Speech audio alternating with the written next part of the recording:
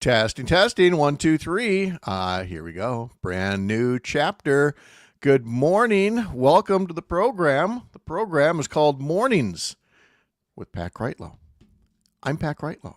Thanks for spending your mornings here. It's 6 o'clock, 6:01 now in the morning with this brand new, newly expanded show, new graphics, new music, new title, new extra time, and more guests and more topics. And we're going to have a lot of fun with that today. So thank you for making us a part of things here on social media, for watching along with us. We will be hearing from Green Bay Mayor Eric Genrich about the NFL draft coming up, also about an effort to add more transparency to property tax bills in Green Bay, about the cost of voucher schools. We'll continue to talk about it with Green Bay Area State Representative Ahmad Rivera-Wagner and also Denise Gomer-Hutchinson in our homeroom segment. And in our new third hour, we'll get to know another of the candidates running to be chair of the state Democratic Party. That would be William Garcia of Western Wisconsin. That and so much more coming up at 6:06 across the Civic Media Radio Network and right here. We'll see you soon.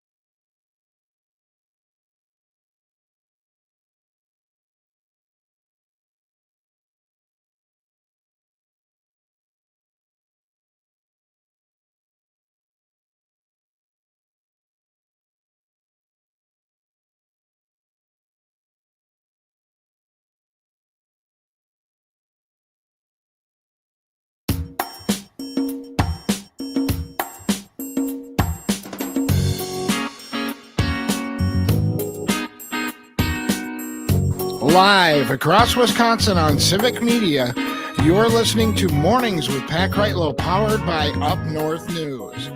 Now, from our Lake Wissota studio, here is the founding editor of UpNorthNews, Pat Kreitlow. Well, here we are, and good morning to you, Wisconsin. Like the man said, I'm Pat Kreitlow. It is 6:06 on this Wednesday morning, April 23rd, 2025. It's another beautiful morning to have you here up north. We're still up north, live from Lake Wissota, from wherever you're spending your mornings, listening across the Civic Media Radio Network, on the Civic Media app, catching us on YouTube or Facebook. We've even got a new YouTube page that we're on this morning. Or maybe you're listening later on by podcast. Thanks for starting your day and our new chapter right here. I got a question for you. Are you ready for more of this? There's a lot that's the same guy, but new show title. Let's see, new graphics over here. There's some new music. There's more guests, and the same old Pat and Greg. I mean, the best stuff that you liked from the show is still here, with a few new things as well. There's Greg now, clearing his pipes and getting ready for another day of broadcasting. How are we doing today? I'm doing peachy keen, Pat. You big liar. We ran this thing right up until the finish line, like every other new project. Is the paint dry yet? I don't know, but the paint's on the wall. Let's go. Is the paint dry? Well, I'm sitting anyway, so there we go. Might need some new pants afterwards, but hey, we're here. We're here for 3 hours every morning. Jinx. From 6 till 9. Buy me a Coke. And we have packed a lot into the program this morning. Let me tell you all about it. It's a bigger show. It's more expansive. We're in some additional areas where people can hear us. And at the bottom line of all of it is that this is still anchored by the guy who started Up North News and still works for Up North News, and Courier Newsroom is the parent company of Up North News, and this is still done in full partnership with Civic Media.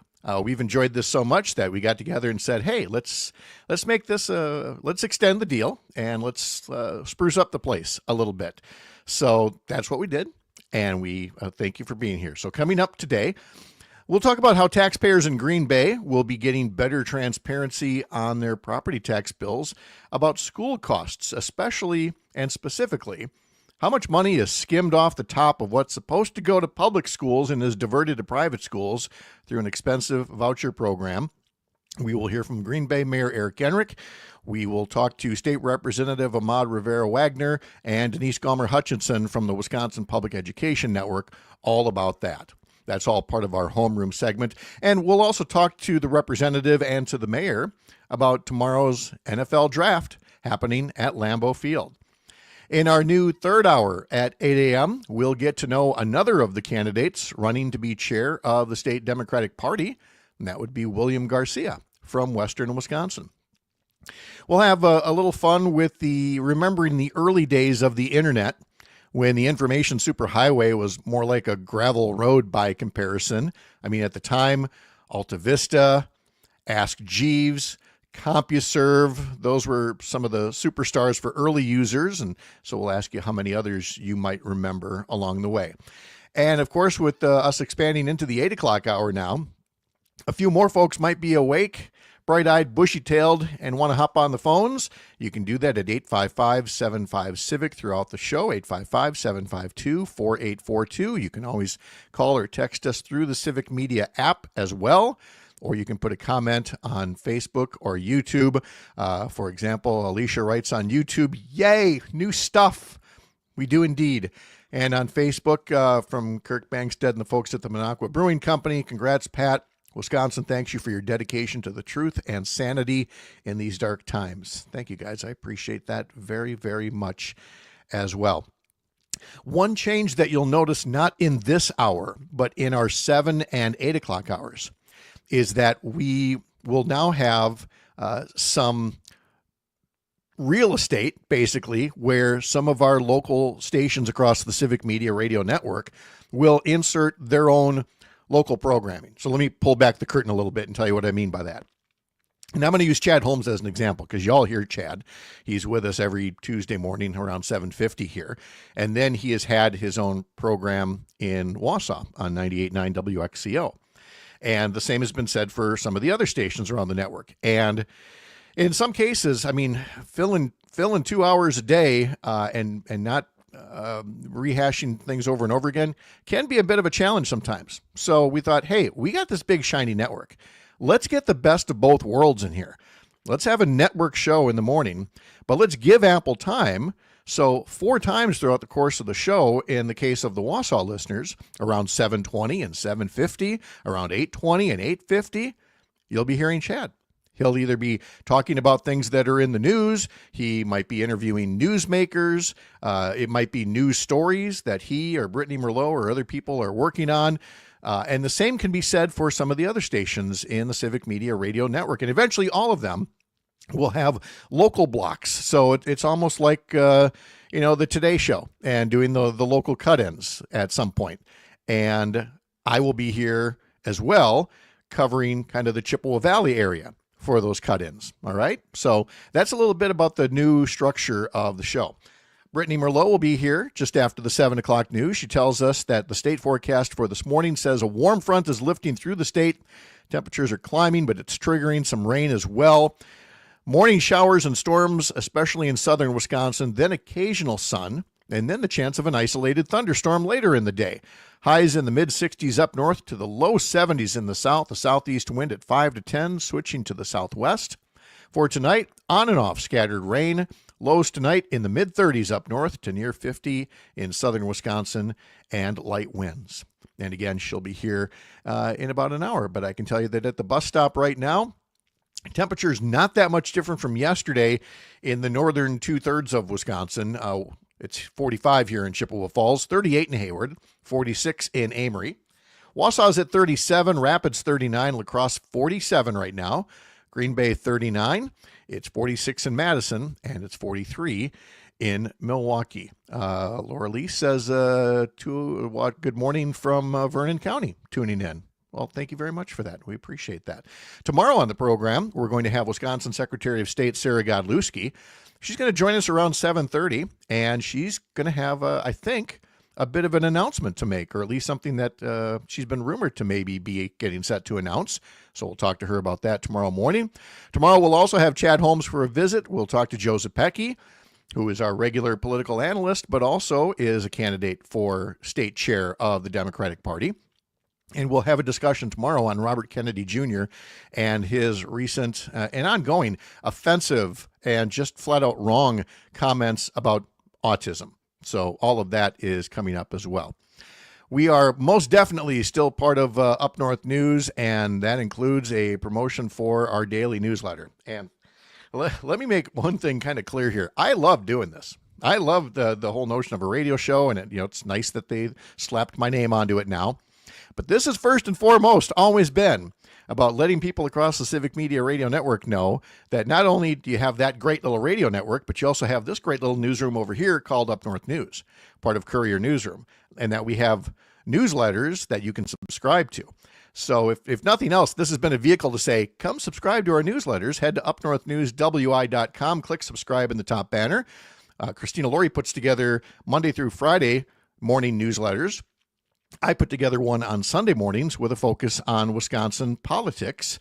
And so, again, head over to the website and check that out. Check out the work that she's doing, including a note about this Saturday being National Independent Bookseller Day and the importance of local bookstores throughout Wisconsin. We would love to have you as a subscriber along the way. A little sports now, 1:15 the hour. Christian Yelich hit a grand slam last night, the 5th of his career. Jake Bauers added a 2-run homer as part of an 8-run 6th inning, leading the Brewers to an 11-3 victory over the San Francisco Giants late last night. For Yelich, it was his 5th home run of the season and his first grand slam in more than 3 years. And pitcher Jose Quintana remains unbeaten, 3-0 with the Brewers. He allowed just 1 run and 6 hits in 6 innings of work. Game 3 is tonight. Again, 8:10 is when the pregame will get started on several Civic Media stations throughout the network. Head over to the Civic Media website to learn more where you can tune in to your Milwaukee Brewers. The Milwaukee Bucks, meanwhile, are already in dire straits in the playoffs, once again at the hands of the Indiana Pacers, who beat the Bucks last night 123-115 to go up 2-0 in their best-of-7 series against Milwaukee. The Bucks are down 0-2 despite the return of Damian Lillard after about a month-long health scare. He clearly was still not back at 100% yet, which is to be expected when you can't really work out, as he was being treated for a possible blood clot in his leg. Overall, over the past couple of seasons here, the Bucks have lost 5 of the last 6 playoff games that they've played against the Pacers. Game 3 will be Friday in Milwaukee. That'll be on NBA TV for most of the country. And then Game 4 is late Sunday night in Milwaukee, and you can catch that on TNT. So I was saying earlier that as I was poking around for some of the things that we might want to talk about, it included a reminder of the golden age of the internet era. And Greg is in that weird middle category of people who he's not as young a whippersnapper as, poor people like Dan Hagen, who we pick on. And by the way, he sends his apologies. He will be back with us next Tuesday. But Greg isn't yet an elder such as myself. But you do remember the early days of the interwebs. Oh, absolutely. I remember getting those AOL The little data CDs. discs. It's like, I remember signing up. We had 24 hours to use a month. 24. Yes. Dial up. And I would think I was like 16 or 17 when we got our first access to the internet. And it was a crazy, crazy ride. You got the whole dial-up noise and everything that came with it. Yeah. And then those wonderful, and just like the movie says, those 3 magical words, "You've got mail." It's like, someone cares. You thought it was so great. The first time I heard a radio station through the internet, mind was blown. Oh my gosh. The music sounded so good. Hey, I downloaded this picture of James Hetfield from Metallica. Come back in 20 minutes. Yeah. The big internet brands of the 90s, occasionally you see articles like this. Where are they now? For example, Yahoo still exists, but who really goes to Yahoo anymore? It's there, but it's not. Weirdos. And it bounced around. It was with Verizon for a time. Anyway, we go through some of these others. CompuServe. I thought CompuServe was the greatest back then. It launched in 1979. It was the original online portal with news and chats and file sharing. H&R Block later bought it, and then it went to Time Warner AOL and officially shut down in 2009. There was Prodigy. There was Alta Vista. GeoCities. Do you remember Ask Jeeves? That was supposed to be the thing. I was just thinking about that today. I know. Ask Jeeves and GeoCities. I remember Angel Fire websites. Yeah. My good. Blue background with red font. Oh, baby. Oh, just hurt your eyes. We thought as we're launching a new chapter, we would remind you of previous chapters of the information age. Coming up next, Law and Order, when it's convenient for Wisconsin Republicans from Madison to Wausau. From the heart of America's up north, live from Lake Wissota, thanks for making this the place to spend part of your mornings. I'm Pat Kreitlow.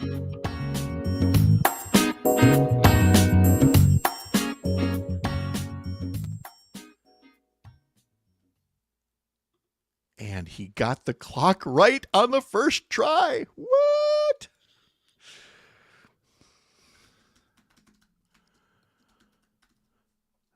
Yes, there will still be a secret show. It's right here. Welcome to the mornings chapter. Welcome to the new secret show. I hit the clock right the first time. I have not yet said Up North News Radio. So, we're doing okay. We're doing okay. Right? Yeah. Oh, no, we're fine. We're fine. And Okay. I will be working with all that music. Luke's working on it right now. He's wait.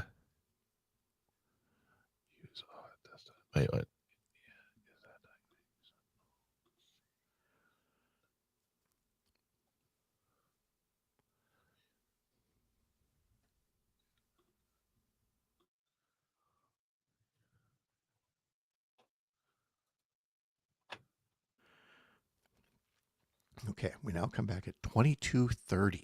Mm-hmm. Okay. Things that have to burn into my memory.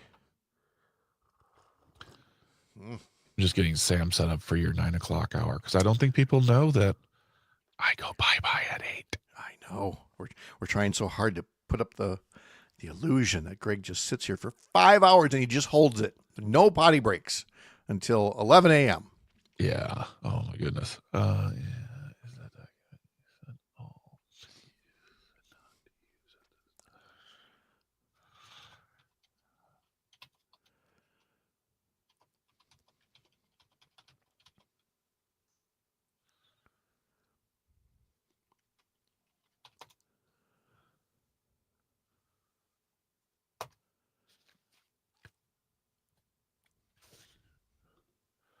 30 seconds. And we're back. I'm going to use some fun new music. All right.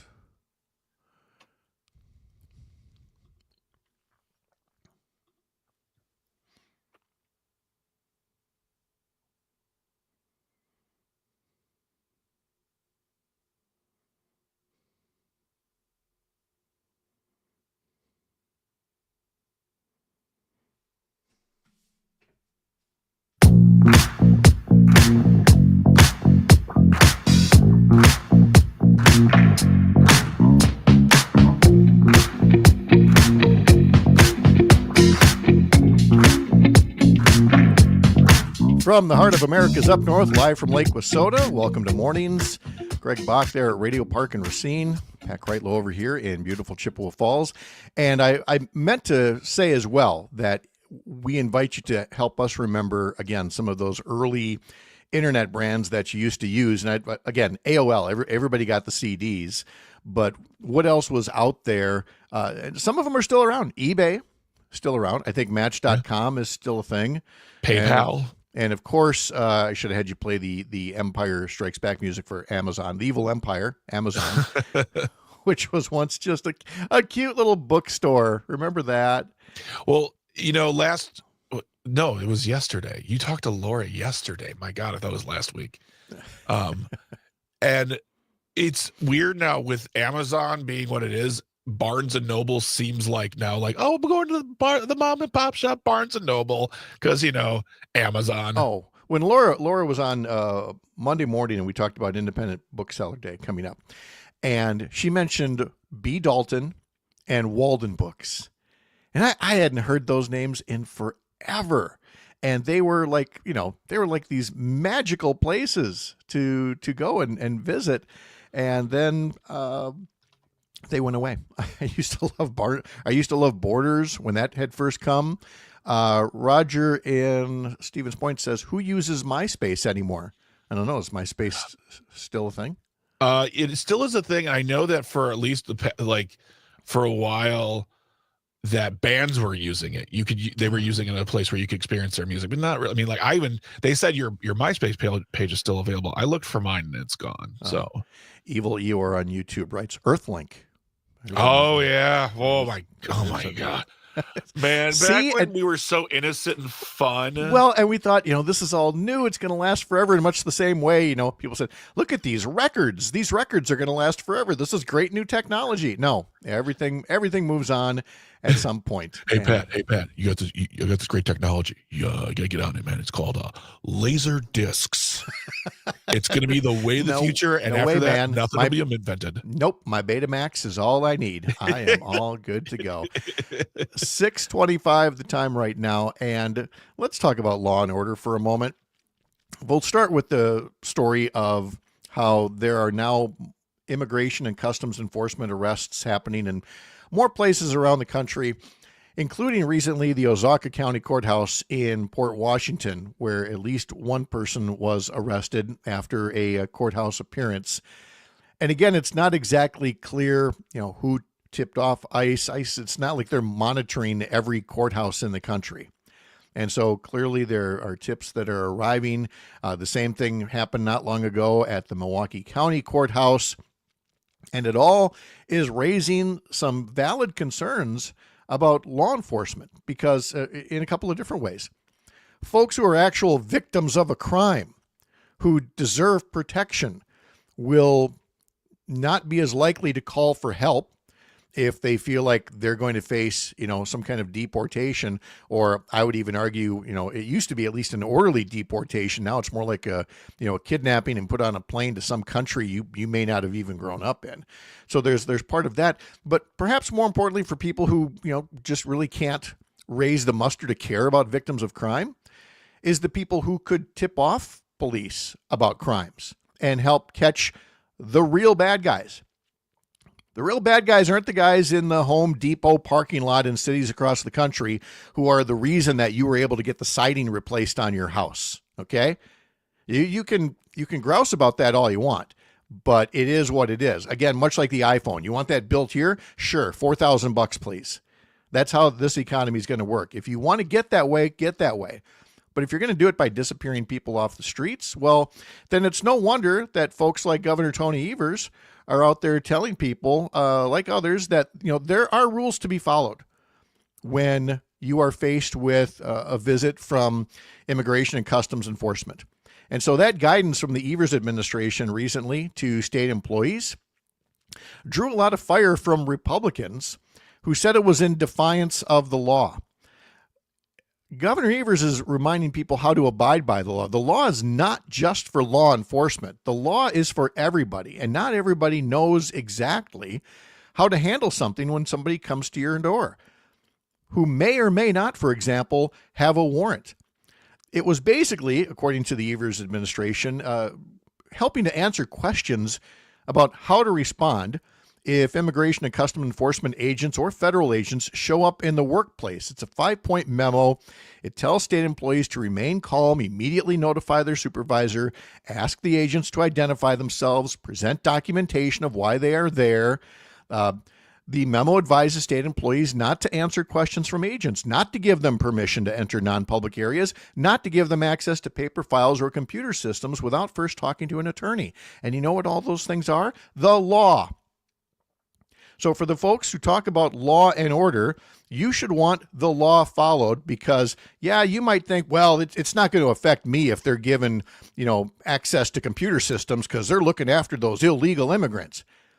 You start giving folks access to computer systems that shouldn't have it, it's not going to be long till it's targeting you as well by some government that, you're not as friendly about as you are with the Trump administration right here. So if you're going to be for law and order, you got to be for all of law and order. It's kind of non-negotiable that way. Which takes us to Wausau briefly, where Wausau Mayor Doug Dinney, you recall the guy that, shall we say, took part in some extra legal work to move a drop box because he didn't think it should be outside of City Hall. He didn't like the way it was, not quite ready to be used yet. He's facing an examination by the City Ethics Board. He recently announced new appointments to the city's ethics board, even as they're getting set to do their examination or investigation of his actions. The other folks, their terms have expired, but they are allowed to stay on the ethics board until the city council confirms their replacements.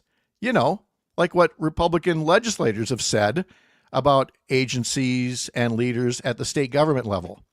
Law and order is not just for when it's politically convenient to you. You're listening to Mornings on the Civic Media Radio Network on this Wednesday. I'm Pat Kreitlow.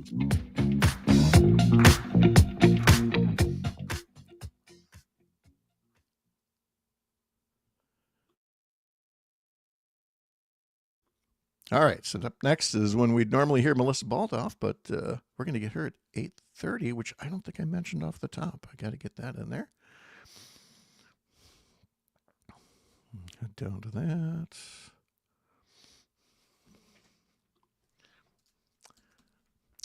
I suppose if I'm going to prattle on here during the break, I should give you the, there we go, secret show. There we go. Secret show. So secret show. Yeah. Everybody knows it's the secret show.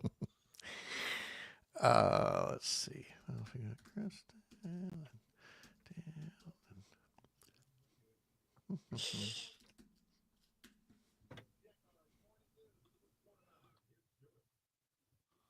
So in the future, you might hear at 6:30 on Wednesdays. You might hear whoever the guest was at 8:30 on Tuesdays. But today, for this day one, you just get more of us prattling on, as it were.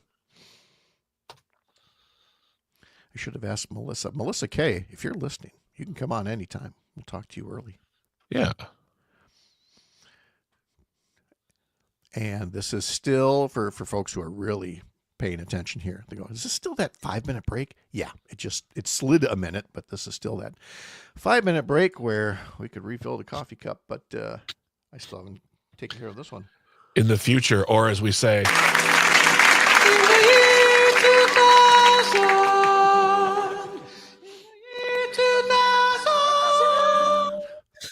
one of the best bits. Remember how cutting edge that was at the time? Like, Conan is amazing. He is amazing from start to finish. He is I've never met him. He's one of my favorite people. Like, I get happy knowing that Conan is in the world. Oh, without a doubt. And again, just a genuine person, Yeah. And just wants people to be happy. You Yeah.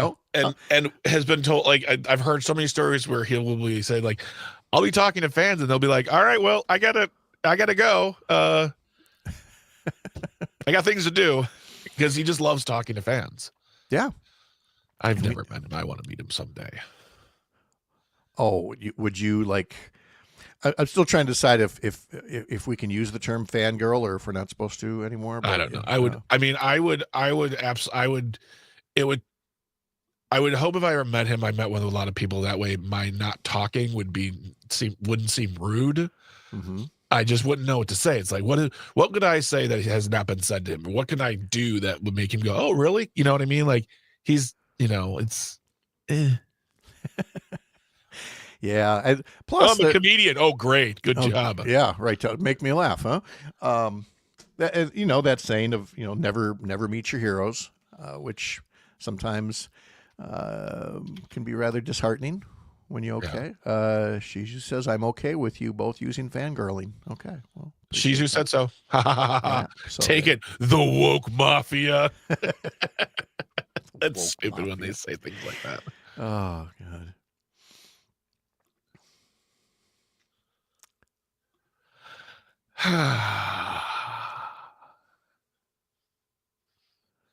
You know what? On a day like today, yeah, with a new everything. Yep. Wait a minute. That's. Oh. What? I forgot something. Okay. Well, you got 1 minute to figure it out. Oh no, I'll figure out. Okay.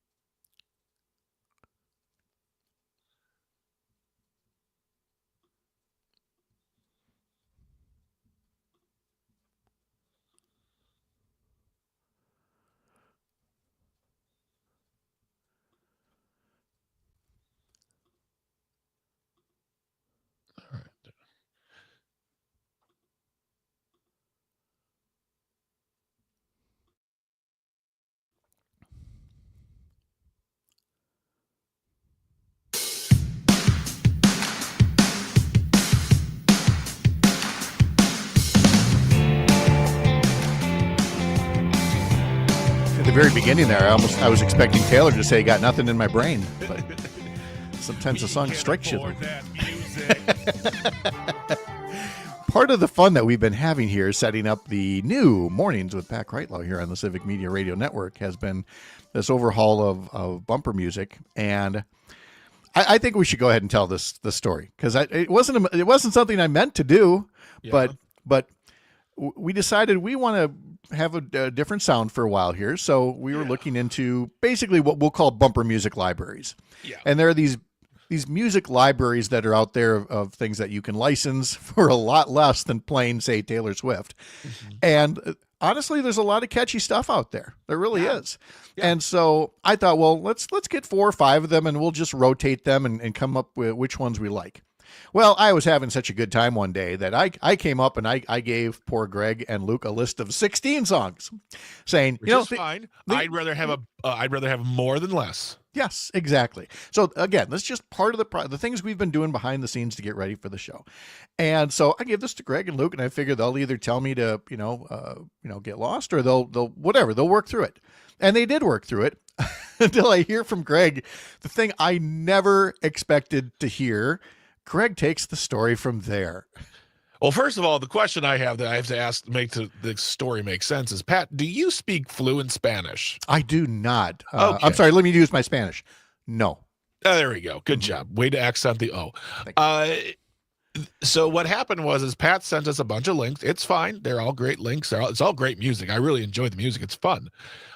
All of the links lead to the Latin American version of the Universal Music Library, which I have no idea how he got. It started in English. In my defense, it started in English, and at one point when I was clicking on one of the songs, I noticed that the title suddenly came up in Spanish.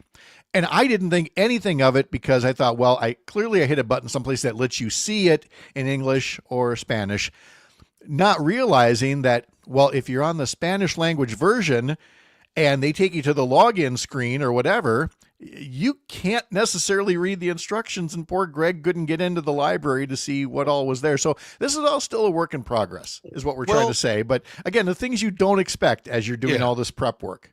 But the thing is, and I'm not going to get into this part because it's more of a technical producer process, but I can read a fair amount of Spanish. Mm-hmm. And so I was like, all right, they're like, it won't let me download. So just log into your account. So I tried to log into my account and said, yep, that's an invalid login account. I'm like, no, it's not. So then I had to go to the English version, log in, and then the links that you sent me had to be translated from the Spanish into the English versions. And then they're still like, data's not. And I'm just sitting going, why do we do radio? Why do we even do this? No, it's fine. Well, honestly, any good producer, when you hit a wall like this, there's about 15% of you that says, all right, I can't wait to figure out how to fix the problem. Oh, yeah, right. You do. You do want to fix it. Shizu notes on here on YouTube, it might have been invalid based on your location. Exactly. Which begs the question, how was I able to download some of the songs and some of the other ones weren't? So I have what I'm calling the darkest timeline fix, which is basically having to spend a lot of time on it, but it's not that big of a deal. We'll get it all taken care of. It'll be great. And we now have a story. Exactly. The one that we just told you and the one that we'll tell forever. Hey, remember the first day of the 3-hour show? Yeah. Greg, are you telling the grandkids how you met me? No, I'm telling about the first day of Pat Kreitlow show where I couldn't find the music links. Oh, little baby. From Jim in Appleton on the text line. Don't forget about Netscape, the greatest browser of the early internet age. Yes. Could not agree more, Jim. I loved Netscape back in the day. And since we're doing the websites and things, let's get to the devices, because about the same time I was using Netscape, while other people had their BlackBerries, I had a Palm Pilot. Oh, and the iPhone is amazing and all that, but that Palm Pilot was the best. I didn't know anything about Palm Pilots. I was a BlackBerry guy for a few years. Oh, and folks love their BlackBerries. I love my BlackBerry, but I started working for a campaign, and 3 or 4 of the guys had Palm Pilots, and they kept saying, I'll laser that over to you. I'm like, what are you talking about? I guess Palm Pilot had this thing on top of the phone where you could point it at another Palm Pilot and transfer data. And it was just like watching the most petulant children talk about their toys. I'm like, can you guys just be adults? But So what is this, the future? But here's the thing. We do that now. And remember how dumb this word first sounded? Oh, I'll Bluetooth. I'll use Bluetooth and get that over. Bluetooth? Yeah. What the hell is Bluetooth? And now we just, it's like, that's the thing, is Bluetooth. And I'm sure the people that invented the laser terminology going, really? I gave you the chance to use laser and you go with Bluetooth?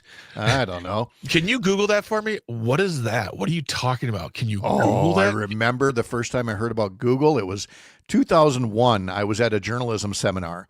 And of course, you had Ask Jeeves and Alta Vista. You had all these other search engines. And this person was like, Nope, forget them all. There's this new one called Google, and they were showing it off to us, and we were like, oh, this is the greatest. It's so fast. In and the it's year 2000. it's so much like any new computer. I love this iMac that's sitting in front of me right now. Love it. It was lightning fast, but like every other computer, over time, the motor oil starts to gunk up in there, and the same goes for what Google is now. What is Google now? It's kind of like what Elon Musk did to Twitter, in that, okay, it's still kind of useful, but it is nothing like what it used to be. Because you got all those sponsored links that are up there and others that are kind of, trying to gin up the algorithm. Lordy, if there's anything I wish I could forget from this age, it's learning about algorithms, which is just a way of saying, a business going, no, we'll decide what you see. Exactly. You don't get to. You wanted Facebook and Twitter. You wanted those to be chronological and just from your friends? No, we will decide what shows up in your feed. I just want, from now on for the news show, I just want the first half hour just to be like the rantings of Pat. Like, well, and welcome to a new segment we're calling "And Another Thing." And another thing. I like that. Let's see. Alicia says her dad had one, loved his Palm Pilot. Shiju says, I still haven't graduated from CDs. Cassandra, we get an OMG about Ask Jeeves. And also asking, does everyone remember the paperclip on Microsoft Word? Yeah. Clippy. Because it made us want to shoot the computer screen. Like, get off my screen. I don't need your help. Not everybody agreed. Shiju over here going, I adored the paperclip. I'm sorry. There you go. We differ just in that respect. Going back to our previous topic here about the governor giving advice on immigration raids and things like that, Alicia notes properly on YouTube, the governor literally outlined the law. The outrage Republicans are manufacturing and manipulating is infuriating. And Brenda says, thank you, talking about equal and fair administration of the law. And that's really all that we're talking about in this case. While we're talking about state government and politics, well, actually, before I do, I should have kicked off the segment with this. Folks going, wait, it's Wednesday. It was 6:30. Where's Melissa Baldoff with Climate Check? That was one of the changes to the show, and I don't know how I neglected that one. But Melissa will now join us live on Wednesdays at 8:30. We've talked on this program a lot over the years about how tough it is to get guests at 6:30 in the morning. And so a fair number of them, with the exception of Dr. Lyerly on Mondays, a fair number of them were pre-recorded the day before because people were like, oh man, I'd love to help you, but 6:30. So really now suddenly 8:30 is available. And there they are. So Melissa's going to join us at 8:30, and there's a good chance we may play it back on Thursdays at 6:30 the next day for folks that maybe had to go to work and can't catch things. So yes, Melissa will still be a part of the show. But I was talking about state government here, and the legislature, the state Senate met yesterday. And in doing so, the state Senate, which I was a part of, now it feels like a million years ago, did once again pass legislation that would allow for Medicaid coverage to expand and cover women who are a year postpartum, a year after childbirth. Currently, it is 60 days. And once upon a time, across all 50 states, you had Medicaid coverage for new moms for 60 days after childbirth.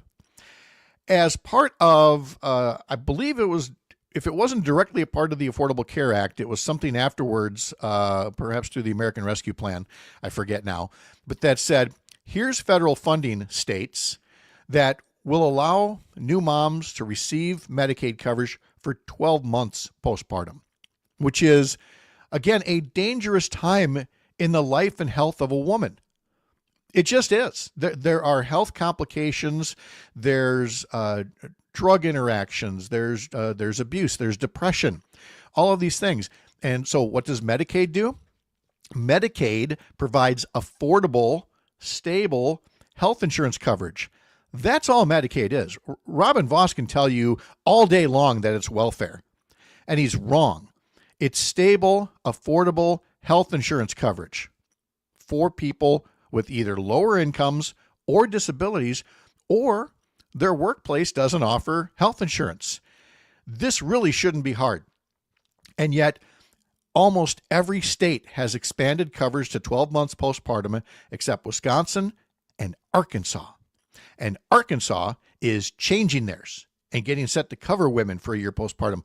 Wisconsin would literally be alone, the one state. This bill passed the Senate last time around 32-1, and the one guy is no longer in the state Senate. It passed yesterday. This time again, 32-1, with Chris Kapenga of Delafield casting the only no vote. It's going to go to the Assembly like it did in the last session, and it's probably going to die again. Even though the bill has so many co-sponsors in the Assembly that it would pass. But one guy is holding it up, and that would be Assembly Speaker Robin Vos, who constantly equates Medicaid to welfare and says he does not want to expand welfare coverage in the state. Robin Vos is the only thing stopping new moms in Wisconsin from having stable, affordable health care coverage, and he's doing it based on his own ideology. Rather than A, the availability of funds, and B, the consensus of his own party, not to mention people throughout the state of Wisconsin. For one man to have that kind of power to play ideological games with healthcare is an absolute sin. But that's what he gets to do until or unless enough people in his own caucus and enough constituents tell him, peacefully, I hasten to add, that this would be the right thing to do. That this is not just affordable, not just medically recommended, it is humane. And that's really, what more can you ask of legislation than to be humane? Vos went on to say that he felt like he was being, I don't think he used the word persecuted, but saying that there were other Republicans who felt the same way as him, but because he's in the big chair, they're letting him take all the heat. Would you please come down from your cross, Speaker Vos? You are not a victim in this in any way, shape, or form. It's something, it's direct, but let's say it. Robin Vos, you're the bad guy in this. You're the villain in this. And a lot of times a guy like Robin Vos will be like, yeah, I wear that hat proudly. Not this time, pal. Not this time. Let that bill come up for a vote, a clean vote, and let it pass. Today's history lesson is coming up next.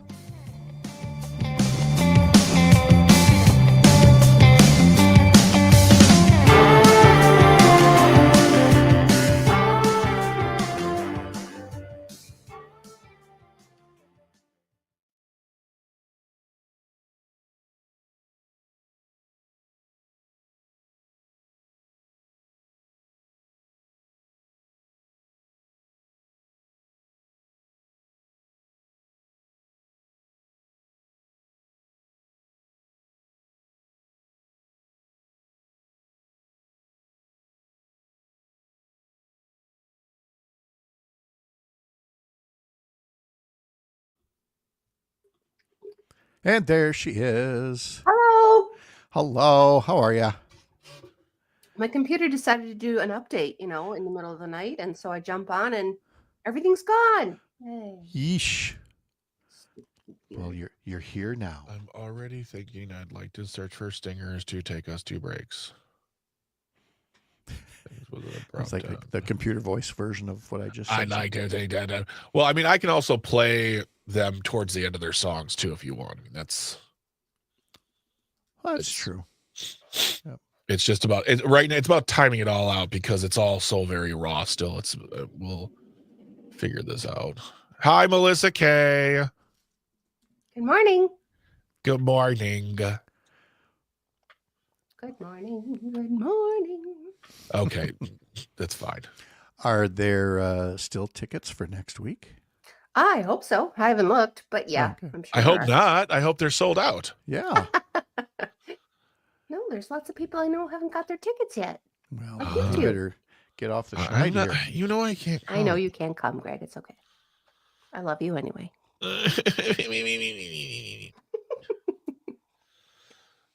Can I not share this? I guess I can't share because of... Meh. Yeah. So, Melissa, while I got you here. Oh, hey, Spider. What you doing? Hey there, Spider. What are you? It's a new improv game. He looked very confused for a moment. I squashed him. Aw. Well, I look confused too right before being squashed. I gave him 30 seconds to decide what he wanted to do with his life, but then he just kept dithering. So, sorry. That's all right. You killed the spider? It was on my desk, dude. Oh, man. I didn't kill the one that was That in was the a entryway. that's a I'm gonna no-fly zone. happily Yep. let him make webs out there. It's fine. Yeah, or you can put that English degree to work, like some pig. Terrific. Yes, exactly. Mm-hmm. All right, got 30 seconds Okay. left of the secret show. All right. And Melissa, if you want to either come on the segment before or stay the segment after, I know you said something about 7:00 duties, but we would like to have No, you. I thought you said you wanted me to 10 seconds. take it out to 7:15 or We'll whatever. talk. Okay. Good. Okay.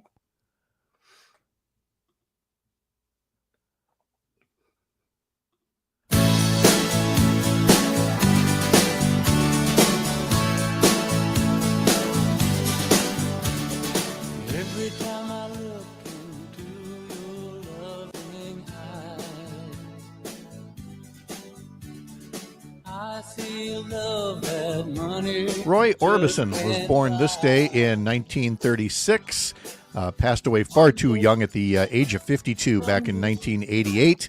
And this hit of his, You Got It, was released posthumously, written by Tom Petty and Jeff Lynne. George Harrison was also in the studio that day. Just one of the birthdays and other events in today's history lesson, which on Wednesdays includes a visit with our good friend Melissa Kay from 97.5 WFHR and 105.5 WIRI. Melissa, how are you? Oh, good morning. I'm great.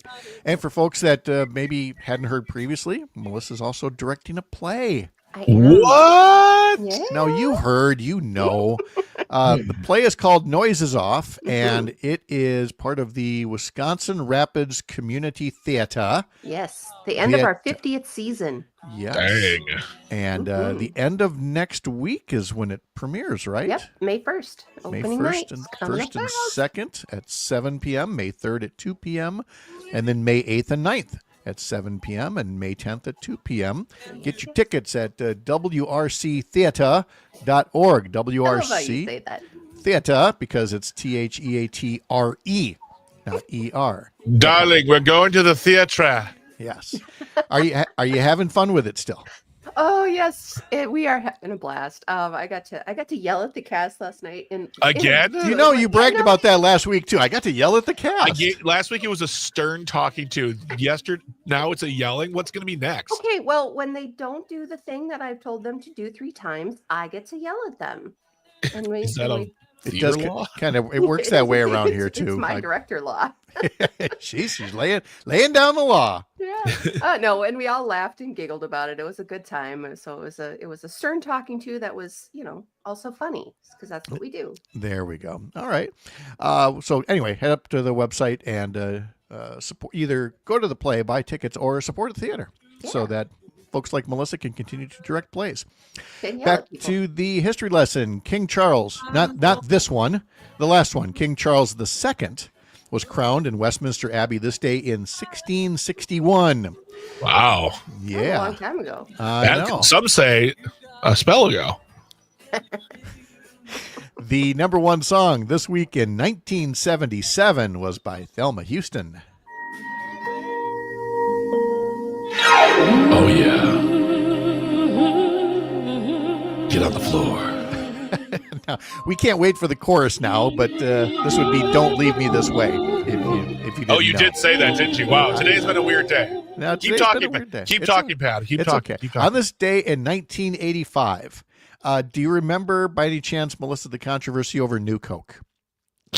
Coca-Cola changed its formula this day in 1985 and released New Coke. The response was overwhelmingly negative. The original formula was back on the market in less than 3 months. And then New Coke went away. And I'm not telling you they're the exact same thing, but I really liked New Coke back then, and I Of really like. course you did. And I really like Coke Zero now, and I Oh. thought they were good. Did you have the rest of Thelma Houston for us here, or no? of course I do, because I move fast in these streets. I don't Flying know. fingers over there. There we go. Oh yeah. Let's Man, see. I wish I could have lived one. I wish I could have lived one night in 1977 and just gone out dancing. Oh, it would have been a night. Ooh. It would have been a night, trust me. Let's see. Baseball legend for the Milwaukee Braves, Warren Spahn, was born this day in 1921. Actress Shirley Temple was born this day in 1928. Valerie love her. Bertinelli is 65 years old today. Little Barbara Cooper from One Day at a Time. Mrs. Eddie Van Halen. Mrs. Eddie Van Halen is 65 today. George Lopez is 64. Kenny Chesney released his sixth studio album this day in 2002. No shoes, no shirt, no problems. No shoes, no shirt. Thus becoming officially the Jimmy Buffett of country music. Very much so. That was as savvy as it gets. Let's see. John Cena is 48. And did you see he just became the WWE or whatever champion for like the 17th time? Did he win WrestleMania? I didn't even watch He WrestleMania. did, Why? yes. Why? Because that's what the script writers wanted. Boo! But I always love pointing out, though, that John Cena was born, he's 48, so he was born this day in 1977.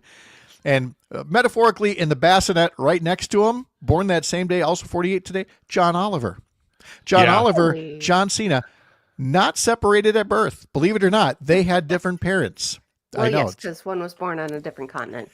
Well, yeah, there's Oh, that, okay. You with your details. too. Yeah.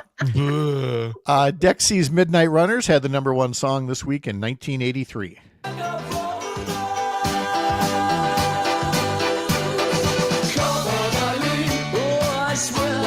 This is Army Reserve Day. It was on this day in 1908 that Congress organized a group of 160 doctors to form the Medical Reserve Corps for use during national emergencies. It was a precursor to what became the U.S. Army Reserve. This And is MASH. And MASH, too. and MASH. Yes, the MASH was created this day in 1908. Right. This is National English Muffin Day.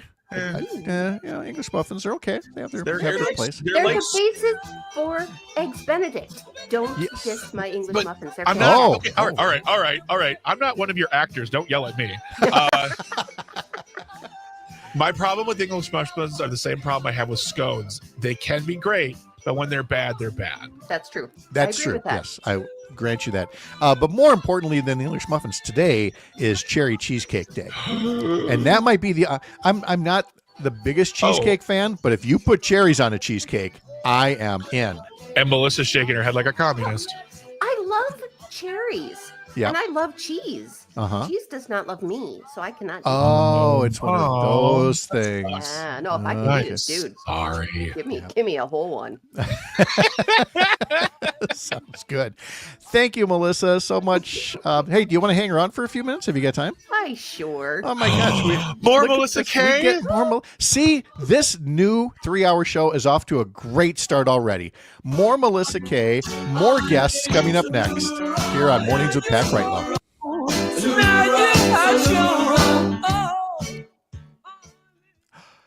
We get to keep Melissa. Yay, This is free Melissa. coffee, you guys. Hey, Melissa, are you going to the WBA Awards next month? I am. Me too. It's I will be late. Was that? I will be late because we're coming after the show. Oh, well, I guess. Fine. Whatever. Whatever. I'll find you. Whatever. All right, I let's dare see. you. I got to catch up on the. I got to mailbag answer a phone here. call. Hold on 1 second. All right. I don't have time to make coffee. Let's see. We got 6 minutes. Go for it. I have a pour over, dude. Oh, okay. Sorry, didn't know. Gotta like run water and boil water and Mhm. all the things. Let's see. From Matt in Germantown, who do I send content suggestions to? NPR does a podcast called Up First Every Day, covering 3 stories in 15 minutes nationally. Civic Media should do this for Wisconsin news. It would be amazing to get a quick daily brief on Wisconsin important stories, even if only a couple of times a week.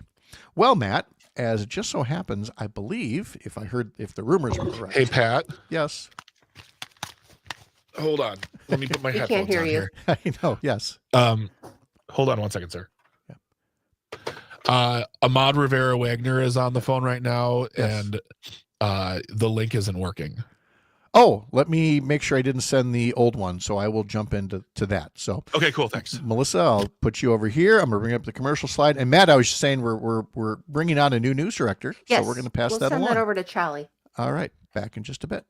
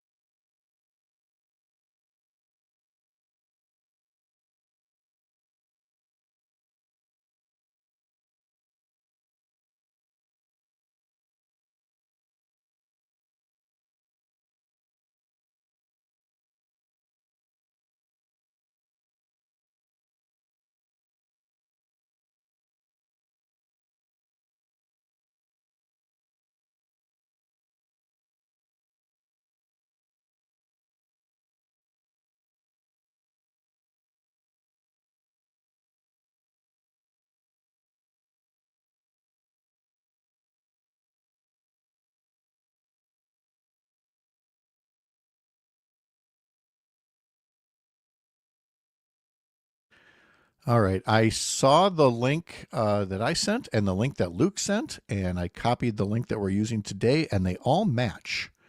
So hopefully those go through and they will give it another try and it'll work out.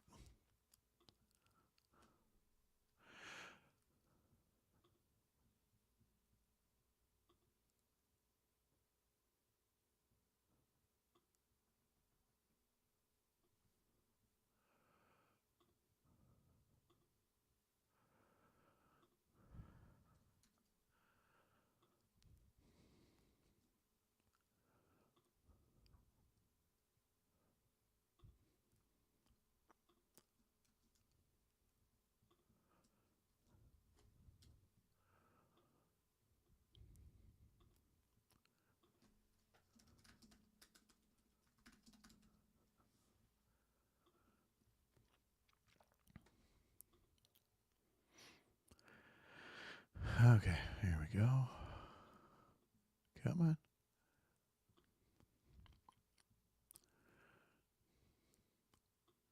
Oops. Nope, you stay there.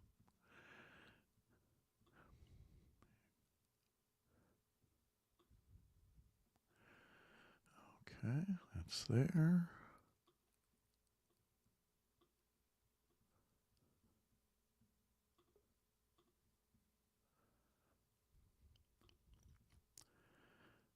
It's down here. There we go.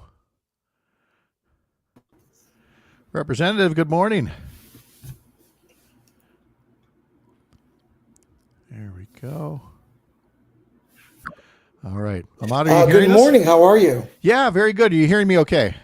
Yep. Can you hear me? Yep, hearing you just fine. Wonderful. Good. Thank you for being here. I don't know what that light is over your right shoulder. If there's any chance to, or is that a reflection? I can't quite tell. There. Oh, look at that. That's so Is much that better. better? That is great. All right. I'm going to tuck you back in the waiting room while we do some weather, and then we'll have you back in just a little bit. Thank you. Hi, Brittany. You good? Good morning. I'm good. How are you? We're chugging on through. Here we go. 10 seconds. Hi, Brittany. Hi.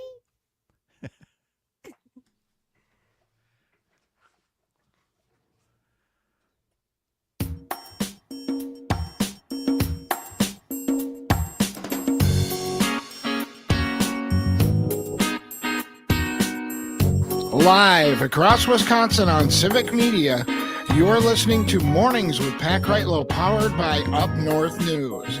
Now, from our Lake Wissota studio, here is the founding editor of Up North News, Pat Kreitlow. Hey, good morning, 7:06. Welcome to our new 3-hour program. New name, catchy new ditties and graphics and more guests, and we really appreciate you being here on the Civic Media Radio Network. I'm Pat Kreitlow. If you're tuning in for the first time, founding editor of Up North News. You can find our work over at UpNorthNewsWI.com. Coming up this hour, we're going to be hearing from Green Bay Mayor Eric Enrick about some transparency issues with property tax bills and the NFL draft. And we're going to talk about these topics as part of our homeroom segment as well with State Representative Ahmad Rivera-Wagner and with Denise Gomer-Hutchinson from the Wisconsin Public Education Network. So we've got a lot of ground that we're going to travel today during this hour, a very busy hour. We're going to start, as we always do, at the 7 o'clock hour with meteorologist Brittany Merlot and Melissa Kay hanging around from WFHR and WIRI as well. Brittany, good morning. How are you? Oh, I'm fantastic. I'm ready for a warmer day. How are you? We are too. It was we will walk the neighbor's dog late each day, and it was the warmest, best day so far to take the little puppy for a jaunt. That puppy needs it. That puppy's got a lot of energy. So having a pleasant day makes all the difference. What can you tell us about today's forecast? Oh, it sure does. Well, we're starting off crisp and cool up north. Temperatures are hanging out in the mid to low 30s, right around that freezing mark into Superior. We've got more clouds north and spots of sun down south with temperatures this morning already in the mid 50s. But we've got some scattered showers pushing in far southwest, and those are going to work their way across the state line in towards Madison and Milwaukee as we go through late morning. And we're also looking at a little dry break this afternoon. So it's not going to be a washout day today, but we do have more showers and storms that want to spark up later tonight as this warm front lifts through the state and it moves its way into northern areas by early tomorrow morning. So what we're looking at for highs today, mid 60s to upper 60s far north. We're also looking at some 70s that are potentially going to be tapped down south. And we're going to hang on to the heat tomorrow, too. South, you're still going to hit 70 degrees tomorrow. Mid-50s for the north tomorrow with more rain on the way. Of course, that rain is expected to ramp up tomorrow night, overnight, and into our Friday morning before this kicks on out of here. So if you are headed to the draft in Green Bay, you're going to want a poncho for early Friday morning and then potentially late on Thursday. Otherwise, you're looking dry and comfortable, actually. Okay, so it'll get some rainy attention at the beginning, but if folks hang on through it all, it's going to be a good party through and through. Melissa, do you pay any attention to the draft? Will you do so now that it's in Green Bay? I'm excited to plant some grass seed and watch my grass grow. Melissa Kay would rather watch grass grow than the NFL draft. Fine, we'll put you in that column. That's all right. We understand. Brittany, thank you so much. We'll talk to you in our next hour. Have a good day. All right. Yep. Melissa, again, is directing a play thanks to the Wisconsin Rapids Community Theater. Noises Off is coming up next week. So we wanted to make sure people knew again to head over to wrctheater.org. Theater with an R-E, not an E-R. Is this the first time you've directed something there? It is at WRCT, yes. I have directed previously in Toma at ACT and for Maryland School of Dance. Have they always been comedies? Because you're kind of this light, funny, pleasant, bubbly person. Or does it turn out you actually love to do dramas? I love to act in dramas. And I would love to direct a drama someday. Yes, absolutely. I haven't done it yet. Okay. And I directed a play once. Did you? Yeah. I directed a play about H.H. My friend Eric and I directed a play about H.H. Holmes for a Halloween show. Oh, yeah, cool. It was very, very long. Okay, I got to make a note to look up H.H. Holmes after this. Oh, don't.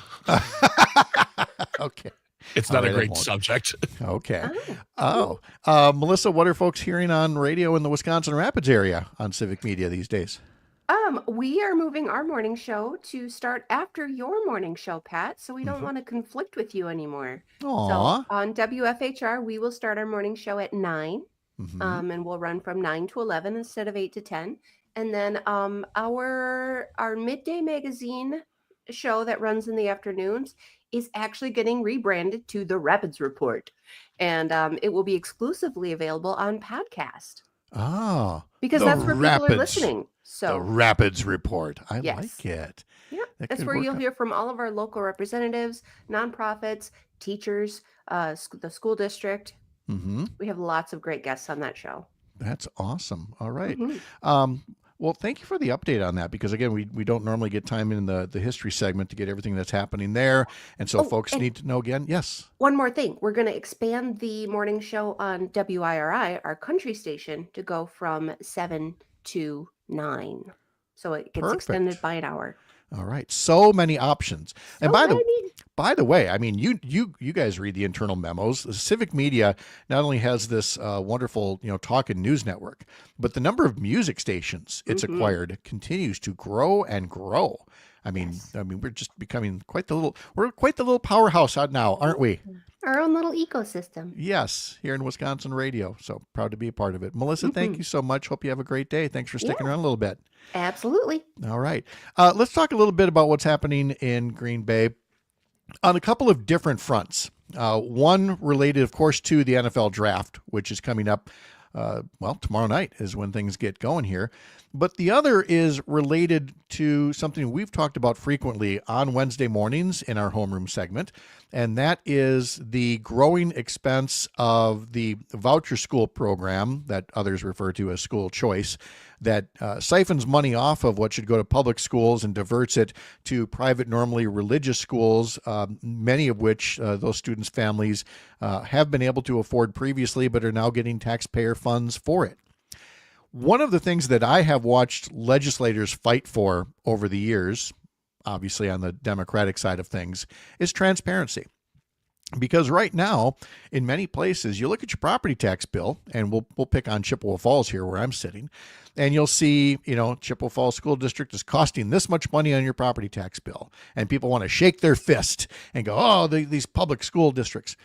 What they don't know, because it's not clear on the property tax bill, is how much money is actually siphoned off of that and goes to the voucher school program. And the folks in Green Bay got a little bit tired of that, and they have fought for some greater transparency on those bills. So I talked to Green Bay Mayor Eric Genrich yesterday about that. We'll talk again in just a bit with State Representative Ahmad Rivera-Wagner and with Denise Comer-Hutchinson from the Wisconsin Public Education Network. But while I was talking to Mayor Genrich about the draft, I also asked him about this issue of property tax transparency on the bills. But of course, I had to start by asking if the excitement was continuing to build for the NFL draft at Lambeau Field. Absolutely. I mean, we've been talking about it for a long time at this point. So it's exciting to be in draft week, and we're really ready to go. I mean, people in town are super excited about welcoming hundreds of thousands of people into Green Bay. We've got some great activities planned to kind of complement what's going on at the draft event itself. And so we're psyched to get into it. I just think that anybody that's come here from a visiting team always comments on the hospitality of the fans and the friendliness. And that's right, with a game going on. So if there's no game going on, I mean, you can only imagine how welcome out-of-state visitors are going to feel when they get here. Yeah, it really, to your point, it really plays to our strengths. I mean, one thing that our folks really take seriously is their role as ambassadors. Even as you said, when you've got a rival team coming into Lambeau, we really pride ourselves on being hospitable in spite of the rivalry that's going to play out on the field. So you take the game out of the equation, you're just welcoming in people who love football, who love their teams, and everybody can win draft day, right? That's that's kind of the fun part about it. And so, I think people are going to have a great experience. Yeah, truly it is just like, waving somebody into your tailgate and saying, here, I got a brat for you over here. Right. Let me ask you about a recent news event dealing with transparency on the property tax bills in Green Bay, and you were the tiebreaker on this issue, and we're going to talk more about this in our homeroom section coming up in just a bit. But from your standpoint, what was the issue? What is it that's bringing greater transparency when it comes to the cost of the voucher school program in Wisconsin to your city's property taxpayers? Yeah, so I mean, this has been something that our school board has been asking of the city for some time. It failed when it was brought forward by our previous council. It was brought forward again in our latest council session by our alder Alyssa Prophet, who had been in conversation with the school district about this issue. And from our perspective, it really is just about transparency, right? There's about $9 million associated with the school district's levy. That is the result of the voucher program here within the Green Bay School District. And the district was really interested in just making that information known to people when they receive their property tax bill. The city of Green Bay is the entity that controls how that information goes out in tandem with the county and with the Department of Revenue, making sure everything is formatted appropriately. But we just felt it was a good way to be transparent about how people's tax dollars are spent. And it seems like the kind of thing that could have been done a long time ago by the legislature. And as a former legislator, I know that you saw some of those efforts to increase transparency statewide. Yeah, exactly. And I can't recall exactly how long those efforts have been ongoing, but to your point, it's something that some legislators have been talking about for some time. I checked in with Senator Hansen, one of your former colleagues, who's obviously still in our area here, and it, something that he had been working on with colleagues down in Madison. And so hopefully we've created a little bit of a playbook for other municipalities who are interested in providing that information to their residents. We would hope so. And again, we thank Mayor Eric Enrick of Green Bay for talking to us a bit about that, and more coming up on this subject in just a little bit. But first, a little sports at 7:17. Christian Yelich had a grand slam last night in San Francisco, the 5th of his career and his 5th home run on the season. It was his first grand slam in more than 3 years, but that and a Jake Bauers 2-run homer led to an 8-run 6th inning, and the Milwaukee Brewers beat San Francisco 11-3 over the Giants last night. Jose Quintana remains unbeaten after allowing 1 run and 6 hits in 6 innings of work. Game 3 will be tonight in San Francisco. The pregame coverage will begin at 8:10 on stations in Richland Center, Oshkosh, Racine, Kenosha, Park Falls, and Hayward across the Civic Media radio network. The Milwaukee Bucks are already in dire straits in the playoffs, down 0-2. Once again at the hands of the Indiana Pacers, who beat the Bucks last night 123-115. The Bucks lost despite the return of Damian Lillard after about a month-long health scare, and he is still trying to get back into playing condition. The Bucks have now, over the past couple of seasons, have lost 5 of their last 6 playoff games to the Indiana Pacers. Game 3 will be Friday in Milwaukee. If you're outside of the Milwaukee area, it's NBA TV that you're going to have to go to find that game and see if the Bucks can stave off facing elimination already at this point in the season. Fingers crossed, to put it that way. Want to remind you as well that you can get our daily newsletter. Sign up over at our website, UpNorthNewsWI.com, where we talk about Independent Bookstore Day coming up this weekend and the importance of independent bookstores around Wisconsin. Coming up, we will visit with State Assembly Representative Ahmad Rivera-Wagner and Denise Gomer-Hutchinson about adding that transparency to the property tax bills in Green Bay when it comes to showing the true cost of all those private voucher school dollars being siphoned away from public education. We will also take note of that other big event in Green Bay, that NFL draft that's coming up tomorrow night. And then at 8:30, we will have Melissa Baldoff in here with our weekly climate check and more political headlines from around Wisconsin. From the heart of America's up north, live from Lake Wissota, thanks for making this the place to spend part of your mornings. I'm Pat Kreitlow.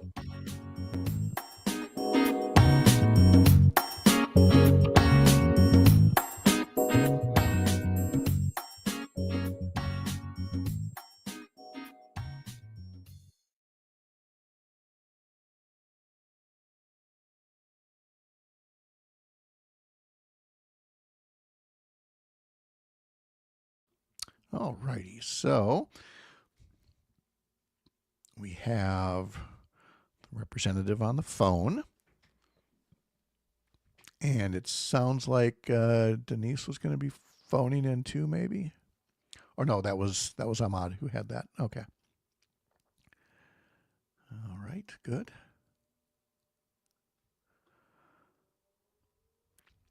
And from Tony, Bucks and 7. You heard it right here. I mean, the saying is Bucks and 6. You know, we gotta stick with that. Keep hope alive, Tony. Bucks and 6. Nice laugh. I don't know. Bucks and 8? I don't know. No, it doesn't work that way. I know. Oh dear. Oh dear. Oh dear. Welcome to the third hour. No. This is still the second. No, I know. I'm just reading the title of the third hour. I think it's funny. Oh, yes. Uh, It's like the third hour of today. I'm hoping that we get Al Roker wandering in here. in hour 4, we can start drinking. Yes. Where's Kathy Lee and Hoda? Yeah. I only have Ahmad Rivera for this segment. Is Yes, Denise correct. Okay. All right. Yep. We're just talking draft in this one. Gotcha. Okay, cool. Except in Wausau and a couple of other cities that have broken away for their little local blocks. We hope. We hope it was a successful breakaway. And also, I have him on the phone. So Yes. Yep. Okay. Got him here. So we should be ready to rock and roll in All right. 35 seconds. Go ahead. Rock and roll.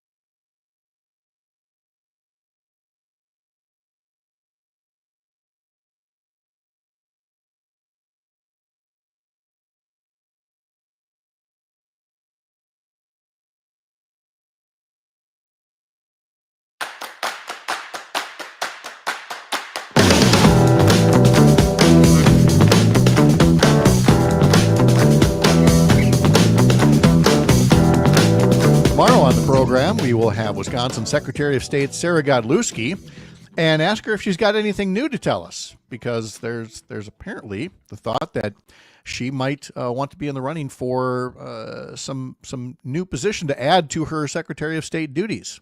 So we'll talk to her about what's happening around the circles of the State Democratic Party convention coming up in just a matter of weeks. That interview with Sarah Godlewski tomorrow morning about 7:30. Here on the Civic Media Radio Network. Then on Friday, we will have Dr. Kristen Lyerly joining us. She typically joins us Monday mornings at 6:30. And now that we've expanded this fine program, and people say, what do you like best about the program? They're like, more Kristen. Fine. Kristen's agreed to join us Friday mornings at 8:05. So we'll have her along as well there. Right now on the phone, let's talk to State Representative Ahmad Rivera-Wagner. And we're going to be talking more in the next segment, along with Denise Gomer Hutchinson from the Wisconsin Public Education Network, about adding transparency to the property tax bills in Green Bay. But as we just did with the mayor, if you're going to talk about Green Bay this week, you're going to be talking about the draft and the excitement and the Packers and everything else that is going to make that place just the center of hospitality in America this week. Representative, how are you? I'm doing great. Feel free to call me Ahmad. It's going to be a lot of fun in Green Bay. Well, Ahmad, we appreciate you being here and talking to us more. Again, we'll get into the school transparency property tax bill subject in just a bit. But, you and an entire community have been waiting all this time for this event that's going to be happening this week. And I guess, the weather has the threat to put a bit of a damper on things, but what has the environment been like in terms of the build up and the preparation? Is it consistently positive and hopefully not too much case of buyer's remorse or anything like that? Well, I will tell you, there's just been almost nothing but excitement, right? For a lot of folks, they're really excited to show off the fact that the smallest media market or football market is holding the biggest event in the NFL. It's so Green Bay and so Wisconsin that people really just want to show up and show off. So we have not only just the NFL draft activities and events, we have a whole suite of downtown activities as well to accompany them, from booyah battles to Kringle competitions to there's a music festival with its own draft beer edition just for the draft. There is family fun events. We are not only doing stuff at Lambeau Field, but we're doing stuff at the City Stadium, the original football field of the Green Bay Packers, right outside of Green Bay East High School. And so folks are really having a good time. But as you know, as well as I do, some people don't want to do all the draft stuff, so we're going to support them too. As well you should. What was that first one? Did you say booyah battles? Yeah, so we're having on Friday during the draft, we're having a booyah battle. Folks in the show probably know, but it's a pretty regional thing where essentially it's a form of soup that used to be something that they offered in church basements on Sundays, and different churches in different parts of the town had a different version of this booyah, this soup. And so we decided to bring a little bit of the old and a little bit of the new together. And so we're having a booyah battle where there's going to be taste testers. It's obviously open to the public. You can come in for a very small sum of money, $5, taste all the different booyah from all the different organizations and different restaurants, and you can crown the king or queen of booyah in Green Bay during the draft. I am absolutely tickled about this. Growing up in St. Paul, it seemed like every telephone pole or utility pole had something stapled to it about each church in town would be having a different booyah festival at this point or that point. And I know that it's part of the culture in eastern Wisconsin as well. So that's a lot of fun to hear that that's going to be the case. The weather is what it is. It almost would have been more apt if there were snowflakes falling, in Green Bay on the frozen tundra, but we should be thankful that it's rain rather than snow. Any thoughts on whether the weather is going to make much of a difference to the festivities?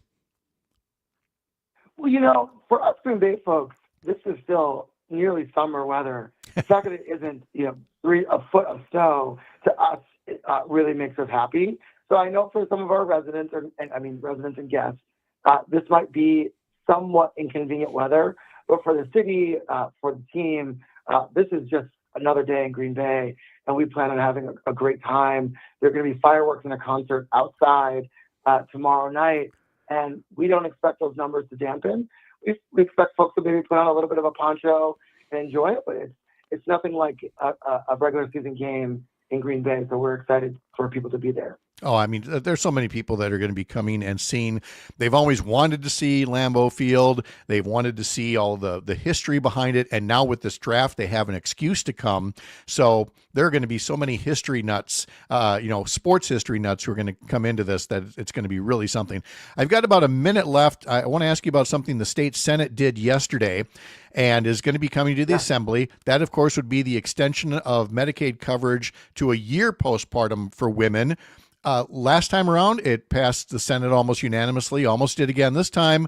It's got so much support in the Assembly. Speaker Robin Vos held it up all by himself last year. Do you feel like people can convince the Speaker to give that bill a vote when it comes to the Assembly this time? I'm again from Green Bay, and as a Packers fan, hope springs eternal. You can have all the right ingredients and still fall short. I truly believe that this bill, with so many others, have such majority support that it would be just somewhat of a dereliction of duty for us not to take up this bill that we know is going to pass. And so I think that pressure works. I think it matters that we call, talk, engage with people who represent us to make sure they know that they need to show up for us and vote for the issues that are important. And Sounds good. My Republican colleagues.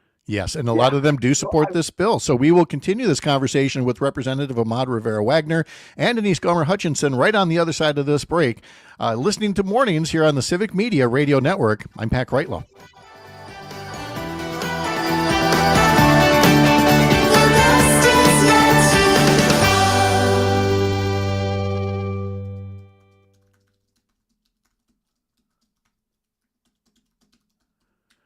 All right. And we'll let Ahmad know about the hard break there that we were up against. And we will bring in Denise here as well.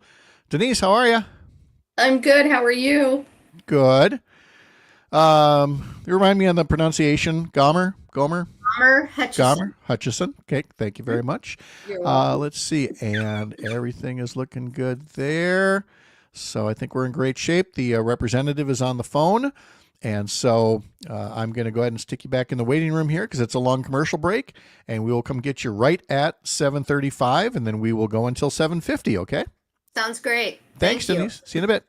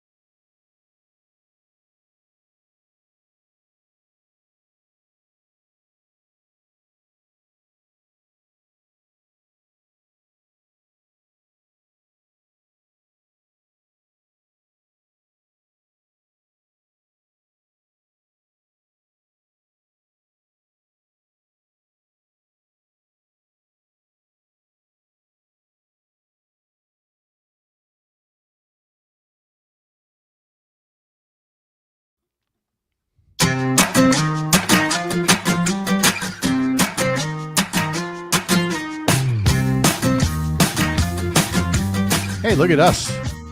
Halfway through the first edition of a 3-hour show here, morning 6 to 9 a.m. across the Civic Media Radio Network. Tomorrow on the program, Wisconsin Secretary of State Sarah Godlewski, along with Joe Zepecki, Chad Holmes, a discussion about RFK Jr.'s rants about autism. But coming up later today, the new Matt Nair on Air start time. Yeah. 9 to 11 following this fine program, and you have some fine guests coming up. Yes. Today at 10:30, we have Rick Reed, who is a professor of economics, to really just talk to us about the economy and answer some basic questions and talk about also the bond market and how it affects the U.S. American stock market and our economy itself. At 11 o'clock, we have Sean Fettiplace from the Main Street Alliance to talk about how everything happening right now is really having an effect on small business, or as politicians like to call it, the backbone of America. Do you know that has absolutely nothing in common with the list that I had for guests today? And so now I'm wondering what the heck I was looking at. I have no idea what you were looking at. I was looking at Jim Santel, Lee Snodgrass, and Paul Noonan. You're looking at tomorrow. Oh, tomorrow on Matt Nair on Air, Jim Santel from Amicus, a law review. Representative Lee Snodgrass on her election interference bill. Paul Noonan of the Acme Packing Company, all about the Green Bay Packers. Uh-huh. What a recovery. Boy, I tell you, that was so smooth. Oh, that's improv, baby. That's yes, right. And. Yes, and. All that and more. Go to civicmedia.us for more about the stations and shows. We were talking about Green Bay, so we are going to welcome in State Representative Ahmad Rivera-Wagner and Denise Gomer-Hutchison from the Wisconsin Public Education Network. Denise, how are you?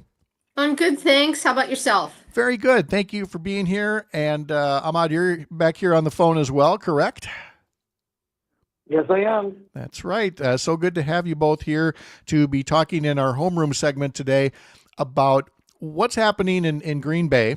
And we heard from Mayor Eric Genrich off the top of this hour about the need for greater transparency when it comes to the voucher, aka school choice program in Wisconsin, and its impact on the property tax bills. Denise, let's start with you for folks that might have missed it early in the hour. What was it that the Green Bay City Council and the mayor decided to do, and why was that important? Well, it's critical. And it's critical because, for example, I've chaired from the community perspective the last 6 referendas in the Green Bay Area Public School District. And that goes from the late 1990s, 2000, all the way through this last one that they did in November. And when you go to doors and you're talking to taxpayers, they say to you, well, why am I having to spend more when on my tax bill it says I'm giving this much money to public schools? And then you have to explain, well, it's not really all going to public schools. And you're also getting a tax credit back that nobody's talking about. And it really kept saying to us that we need more transparency. And so the school board did a great thing. They wrote a resolution asking the city to please help them with making a more transparent tax bill so that we could effectively speak to taxpayers about where their money is going. So how exactly will that be structured then? I mean, will people really see that much of a breakdown as to, how the dollars are moving? Well, thanks to Ahmad Rivera-Wagner, or I should say Representative Rivera-Wagner, he was able to go to the Department of Revenue and get a letter explaining what they would be willing to accept on the tax bill. And you know from your time as a legislator that we have tried a number of times to put a bill through, legislation through, that would impact it and change it statewide, and we've been unsuccessful. So now we're going city council, county board to city council and county board. Hey, if that's what has to get done, that's what has to get done. Alicia writes up on YouTube here. Oh, goodness, she writes, hearing Ahmad being referred to as representative is awesome. Ahmad, you have a lot of folks in your corner. Glad that you are in the position to tell us more about your own involvement with this and the benefit of the city council and the mayor making this decision for the taxpayers. Well, I'm just so grateful to Denise. The old adage is true, all politics is local. I know that too often, too many bills, really thoughtful bills, go to the legislature in Wisconsin to die. And so this started about a year ago where we really wanted to figure out, regardless of what position I ended up in, How can we ensure that everyday people can see the real impact of voucher schools on their tax bill, which is part of the issue for every referenda that we go into. And so Denise got this resolution passed by our school board, and we got to work. And some of the issues were simple and slightly complex. On your tax bill, there's a lot of regulation, legal regulation, about what you can and cannot put on there. So we had to do a lot of thinking and a lot of work to figure out that we could put the total cost of voucher schools in the cities for every tax bill and put it in bold to be explicit that this amount of money completely comes right off the top of your bill every year just to voucher schools before we even get to start spending money on teachers, on special education, on any of the things that schools need to do to make go forward. And there was opposition. But what we found over and over again is that regular everyday people love transparency. We've watched different folks from conservatives to Republicans nitpick everything from the postage stamps to absentee ballots to furniture at the local level. And there were a small amount of folks that were opposed to tax transparency for voucher schools. So it was really exciting to see the community come out in support of this. Everyday regular people really support this. People were actually celebrating. And then we heard, as we went through this process, we can't believe it's that much money we didn't know. And so knowing, as the old adage goes, is half the battle.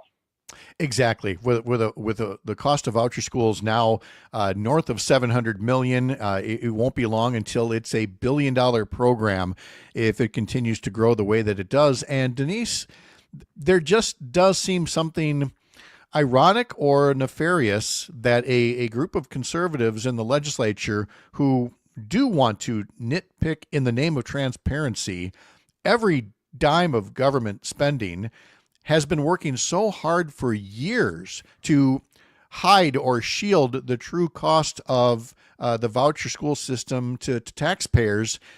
And it just seems to me it gives you this opportunity now that although it's going to last longer, you started in Green Bay, but like you said, you can now go from town to town, county to county, and let more people know about how much it's costing them to fund 2 parallel school systems in the state.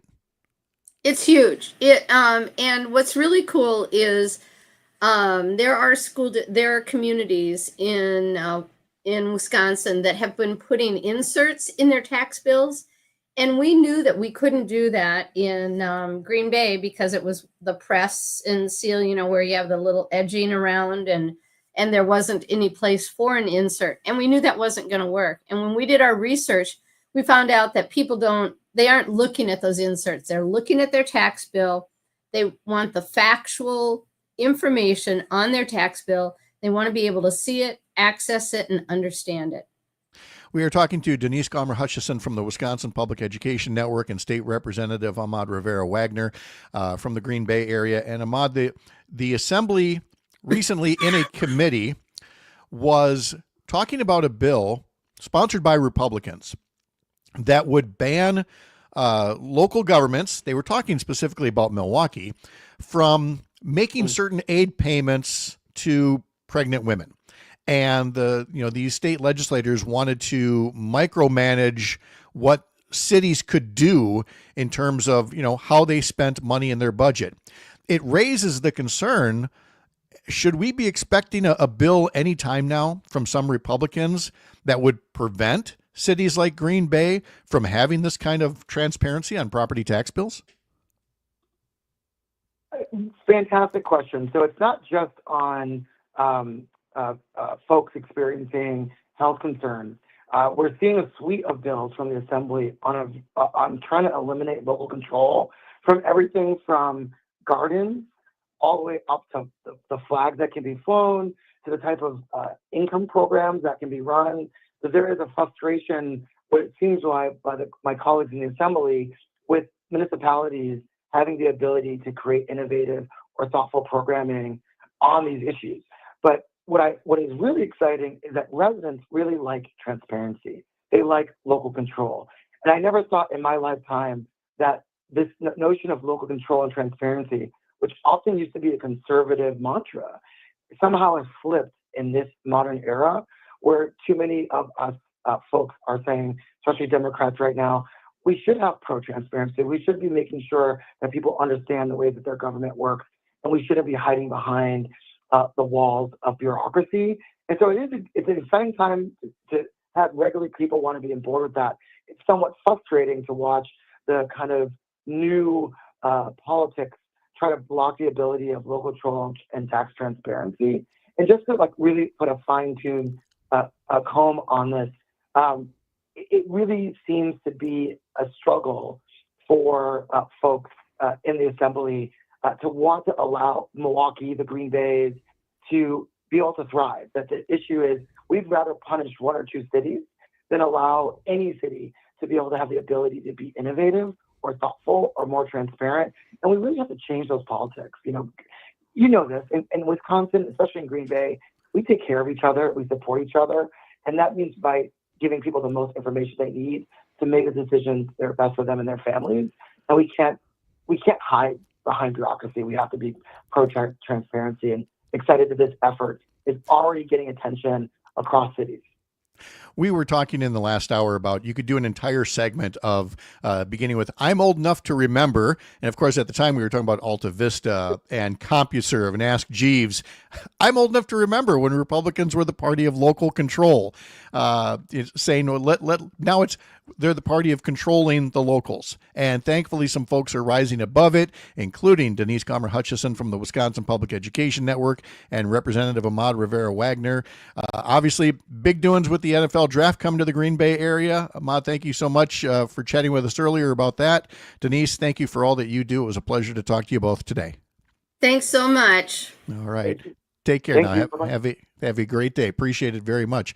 7:47 now, and let's take a look at sports here very briefly to tell you that the Milwaukee Brewers had game 2 of their series in San Francisco. Christian Yelich had a grand slam, the 5th of his career, his 5th home run on the season. Jake Bauers had a 2-run home run. The Brewers scored 8 runs in the 6th inning, and Jose Quintana now 3-0 as a starting pitcher for the Brewers, allowing only 1 run and 6 hits in 6 innings of work. It was an 11-3 victory over the Giants on Tuesday night. Game 3 is tonight at 8:10. You can catch the game on several Civic Media stations. Head over to civicmedia.us to learn more. The news is not as bright for the Milwaukee Bucks. They are already in dire straits. Already looking at the potential for elimination in the first round of the playoffs again after losing game 2 to the Indiana Pacers 123-115 to go down 0-2 in the series. The Bucks lost despite the return of Damian Lillard. He'd been off for a month-long health scare. He's clearly not back at 100% yet. The team is far from 100%, and they're going to have to get off the schneid here pretty quickly. Game 3 is Friday. It's in Milwaukee, and it's on NBA TV. Got a question on the text line here from Randy in Madison asking, has the name of the Up North News morning show changed? What will it be for the name of the podcast? What we are now, and it's still an Up North News joint along with Civic Media Radio Network, but it's now Mornings with Pat Kreitlow. That's me. And I'll have Todd Alba here next.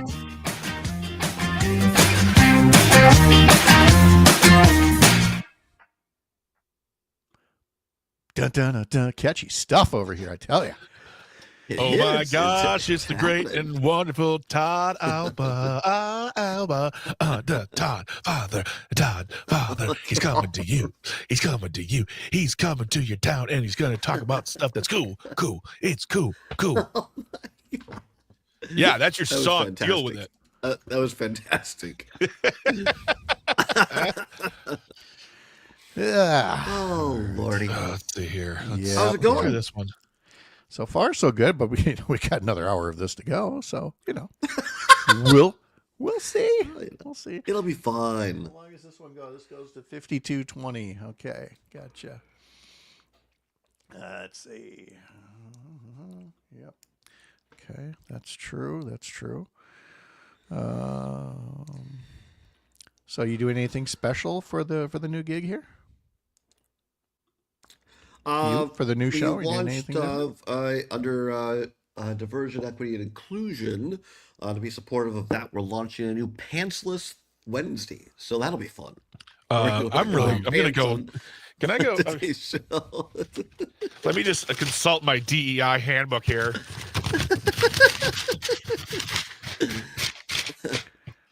Nobody's offended No, when not people there. wear pants. Oh, okay. Nudists are, but that's the whole other story. Naturalists, Todd. They're called Now, naturalists. we have Joseph Pecky and Matt Solomon from Crack.com talking about the 50th anniversary of SNL. I caught a little bit of your discussion with Matt Flynn on the Pope's passing. Oh, yeah. Sounds like that was a very good discussion all around. Yeah, it was. I mean, I think, obviously him being a Catholic himself and having written a book on the guy. So, yeah, it was. He wrote a book on he him? was really good at that. What? He wrote a book on him, like he was He like wrote a on his book? back. Like, Yeah, he wrote No, a not book. on Now him. I forget. He wrote a book on what's it called? Like something about a Catholic lawyer's defense of. It's not specifically on all of Pope Francis, but basically this change in the church and what Francis has done to broaden the appeal of the Catholic Church. Also, Yeah. if any of your comedy guys ever drop out, Todd, talk to me. I'll talk to my comedy guys. Okay, all right. Well, you're such a busy guy. It's like I don't want to put more time on your Todd, table, for but you, would love to. anything. I'll cancel anything and everything. Wow. Well, thank you very much. We'll take you up on that. Oh, right. I caught my first mistake here. I teased Todd when some stations have broken away and will not be hearing me and Todd. 20 seconds. Secret All right. show.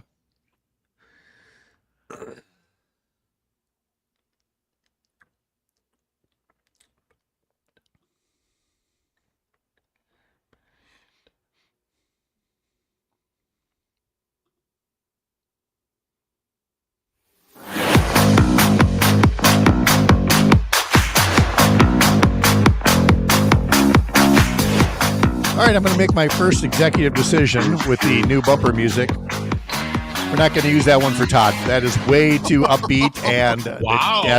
dance hallish, and that is not. I mean, I expect Todd to be coming in here with a disco ball and everything. Nope, that is definitely not Todd Alba worthy walk up music. You are subtle. So we dance. You're much more subtle. Sedate. Some would say Really? asleep. Okay. You are. It's early for you, and it's early now for you because you're at, according to the headline on the screen here, a cool new time of 2 to 4 weekdays Yeah, starting look today. Thank you. Look at this face. I mean, I need all the beauty sleep I can get. Yeah. Gosh. What is with everyone but here no. just being so mean to themselves? My God, you're all wonderful. Shut up. Wow. Okay. Well, look at there. that. No, I love this. This We're is fantastic. All right, yes, good. I like. That's the kind of motivational coaching I actually like. Is not the Okay, it's yeah. okay. You're good enough. You're smart enough. It's more like shut up. You're fine, or something like whatever Greg just said. It's working out Oh, well. look, Jiju on YouTube says Todd needs a coffee shop jazz. I like a good jazz tune. Coffee Absolutely. shop jazz. All right, Greg. When we get back to that Spanish language music library, we're going to look for some coffee shop jazz. Did you hear that story earlier, Mr. Alba? No, I'm sorry, I did not. I messed up looking for all the new bumper music. I went to a music library that we can use, but it turned out to be the Spanish language version. Greg couldn't get logged in, so we couldn't get to all the music that we wanted. It was as my great grandma Estelle would say, rigmarole. It was a lot of rigmarole. There was a lot of rigmarole. Yep. What are you doing differently with the new gig at 2 to 4 p.m.? Are you making any changes whatsoever, or are you just picking up, like moving the house, putting it on the flatbed truck, and moving to your new real estate? Zomers packed up the boxes yesterday, so I guess we're ready to move. No, I mean, I think in time we might make a tweak or two, nothing dramatic, but no, I mean, just for today, we're just 2 hours doing the same old shtick. I think you should have went with a name change. We changed Up North News Radio to Mornings with Pat Kreitlow. Should I be think South you needed a Central name. Radio with Todd. No, something more like, I mean, you take all these calls every day. It could be, what the hell do you want with Todd Alba, on Civic Media. if it's just it's a lot of calls. Game of Phones with Todd Alba. Game of Oh, I like that. Phones. Mhm. Oh, this is so good. See, we need I like more that. ideas, people. Have the ideas No. come in. Let's rename Todd's show for him. I love this. This is great. Hey, you had a really nice conversation with Matt Flynn day before yesterday on the passing of Pope Francis. Haven't heard from Matt in a while, and certainly not on matters of the Catholic Church, but very, very insightful from Matt on what the church has done and where it's going to go from here. Yeah, Matt Flynn, a practicing Catholic, and he has defended the Catholic Church in court, being an attorney. And he's literally written a book on, it involves Pope Francis, but kind of on the church, Catholic Church writ large, and this fact that Pope Francis was a transformational guy in that I think Matt and I were in agreement. I grew up Methodist and now kind of non-denominational, imperfect Christian. But Matt made the point that Pope Francis did a lot for the Catholic Church in the sense that he carried his own bag, something that not a lot of popes have done in recent years. Mm-hmm. He wanted a smaller car. He decided to not live in the palatial 11 or whatever room palace in the Vatican. He lived in a 2-bedroom guest house.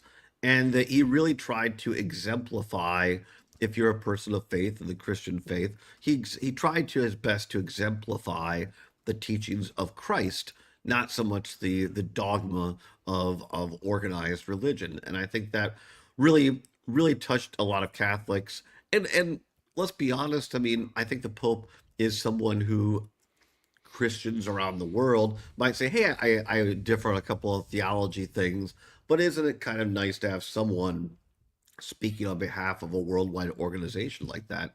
And so imperfect as it is, as all religions are, I think a lot of people found solace and hope. And even, we talked for a second about a few years ago when the Pope was on a plane coming back from somewhere, and the whole issue of gay priests came up and gay marriage, and had a very compassionate answer. And at the end of it said, but hey, who am I to judge? When's the last time you heard a Pope say something like that? To which there are all kinds of conservative Catholics who go like, you're the person who gets to judge and bless him. And I mean that quite literally for knowing that no, it actually wasn't. That there is a way to minister, and Francis had it nailed. Minister to the poor, to the downtrodden, to the refugee, to the children. And if, again, not meaning to turn all this into church chat here, but not every pope is seen as a global figure. Some just kind of come and go. I grew up with Pope Paul, who was neither here nor there. He was nothing like John the 23rd, and then came Pope John Paul II, who of course was transformational in many ways, but again, other things I certainly didn't agree with, and Francis too. It's when you are more of that beacon of hope and charity, faith comes along more easily, shall we say, with a carrot than with a stick, or a rap on the knuckles with a ruler, as the nuns used to do to us back at Our Lady of Guadalupe. But anyway. Well, I just think it's, to me, from kind of the outside of the Catholic Church, not being a Catholic, but the whole idea that you wash the feet of prisoners, not the feet of priests. That there's this humility there. And I think that's a really good example. Let me give a shout out to one of my fellow Richland Center natives of Southwest Wisconsin, Father Raymond Burke. Don't run. Father Burke, he's now a cardinal in the Catholic Church. Apparently he's on the short list to be Pope. That would be a travesty. The guy is an ultra-conservative, and he is not a favorite. Not a favorite still at Richland Center. There is definitely a MAGA wing, and he would be well at the top of it. Todd Alba at his new time, 2 to 4, coming up this afternoon. Thank you, sir. Appreciate it. My pleasure. Thanks, guys. Have a good day. All right, dance your way on out of here. Sam Davidson's on deck. Look at him. There he is. William Garcia running for state Democratic Party chair, and Melissa Baldoff coming up next. Took that right up until the end. Sorry, I apologize. I should have. No. No, All right. and the music we got to get used to when they actually like the song says it goes until like a minute 38, but it actually ends at like a minute 36. Yeah. It just has that last little dusting of noise. So Mhm. I think I have a fix to everything. Okay. I'll look for a better intro for Todd. Okay. Look, there's Sam There's Uh-huh. Catherine. and Catherine. Hi. On that A note, quick shout out to Alicia on YouTube. Is Greg on the planning committee? If not, he needs to be. Alicia, my first question is: there's a planning committee at Civic? Wait, what's going on? well, on that note, everybody, I'm going to say peace out. Okay. See you later. Sam, do you have any questions? Is there? I guess just about music. Is there a spot where you want certain things in a certain time? I was a little confused what you said, Greg, about if we're just kind of pulling songs from that list, or Honestly, like I was just playing whatever songs I could get a hold of right now, yeah. and Right. just kind of matching the vibe of the time of the hour. Sure. So, we're gonna get all those songs pulled, recorded, and cut, or we're gonna right. try. I some new haven't stuff. listened to the intro yet either. What it sounds like, but I'll do that quick before we go on. All right. So I know what it's. But you got the intro with the toss. Hey, Luke. And so when you sign off, Greg, I mean, it's not like the network loses the audio. It's transferring over to Yeah, to it should take this Madison. board at Okay. 8:00. Yep. Okay. And then I'm going to work on. Yeah, I talked to Luke about the music, and I'm gonna also work to cut some more of those Donru tosses into various points of the show. Yep. But I might just clip those separate and play them separate versus putting them into music if we don't use certain things. If that makes any sense whatsoever. So Okay. it all works in my head. And that's what counts. So, all right. Well, thank you for getting us through the first two here. All right. We'll get there. Goodbye. I love you all. Goodbye. So long. Yes, Sam. He's on New Clocks, right? Yes. Yeah. Yes, Okay. we're on He's the on New Clocks. We found out the local shows are not yet. Luke. Hey, Luke. Can you hear me? He can't. hear you. He can't. But there. Just was the 10-second delay thing fixed? Is that fun? I can't hear. He him. doesn't know. He doesn't. Okay. All right. Then don't even worry about it, anybody. bypassing it As there. long as it's not our problem and we just keep doing what we're doing, cool. All right. Alicia says, "See you I later, didn't fix Greg." that yet. She just says, Sorry. "Bye, Greg." Bye, everybody. We'll see you tomorrow. We need a 7:58 sign off for Greg here.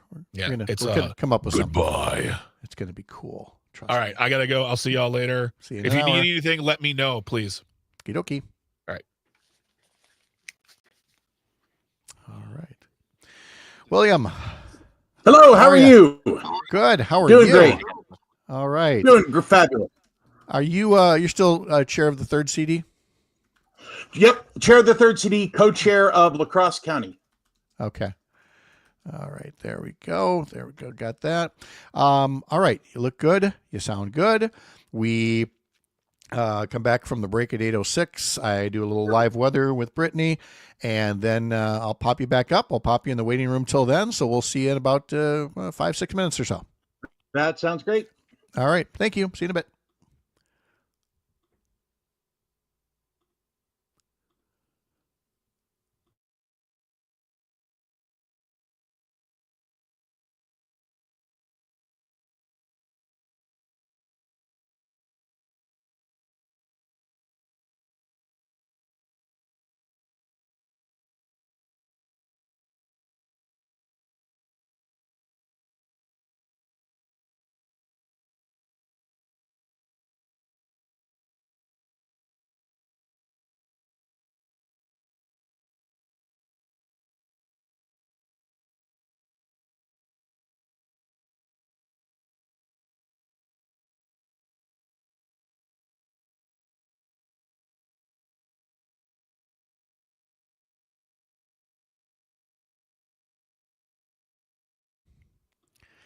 There we go.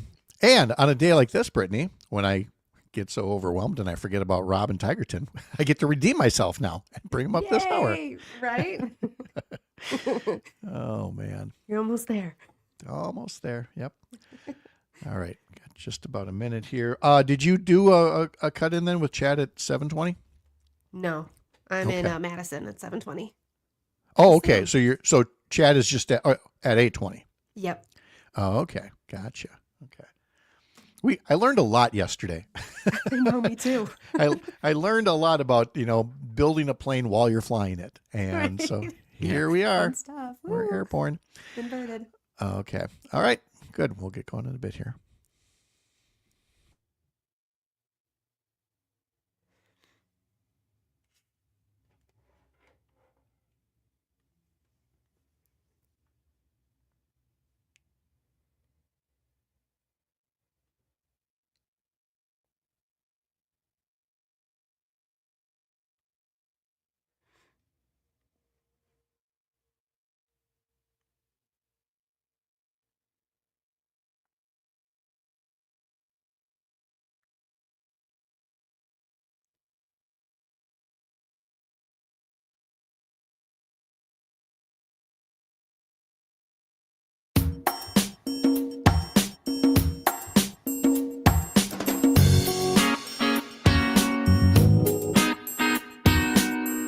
Live across Wisconsin on Civic Media, you're listening to Mornings with Pat Kreitlow, powered by Up North News.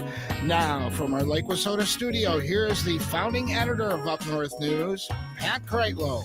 Thank you, Don Rue. Good morning. It is 8:06, and it's nice to have you here up north on this Wednesday morning, April 23rd, 2025, as we grow the show from what had been Up North News Radio to now a 3-hour program with some local cut-ins from around the Civic Media Radio Network. More guests, including William Garcia, who's coming up in just a few moments. He is one of the candidates running for chair of the Wisconsin Democratic Party. We will ask why. He's the current chair of the 3rd Congressional District Democratic Party, and also is a vice chair in La Crosse County for the Democratic Party. So we'll certainly talk about issues all across greater Wisconsin when it comes to the Democratic Party having organization and outreach, and what he would bring to the post if elected chair. Then at 8:30, we will have Melissa Baldoff. Listeners to Up North News Radio know that we typically heard from her on Wednesday mornings at 6:30. We're going to bump that over to 8:30 now on Wednesday mornings. We'll talk a little bit of climate, as we always do, but we'll also get into other political headlines as well, given her work as a political strategist, along with her hubs, Joe Zepecki, who will be with us tomorrow. He, too, is a candidate for Democratic Party chair, and we are still working to set up something with Devin Remaker, who is the 3rd announced candidate to this point. But for now, we just wanted to make sure we got to, this 3rd hour and got going. I mean, it's the 3rd hour. If it's anything like the Today Show, I feel like Al Roker should be walking in here any minute here, Brittany Merlot. I have, and Sam's in Madison now. Sam runs the board during our 3rd hour here so that Greg Bach can get ready for Matt and Air on Air, which follows next at 9 o'clock. So Brittany, Sam, welcome to our new 806 gig over here. We're excited. Glad to be here. Yeah. I know. We're looking forward to it. And so the big challenge, Brittany, for this hour is that I get 2 cups of coffee a day.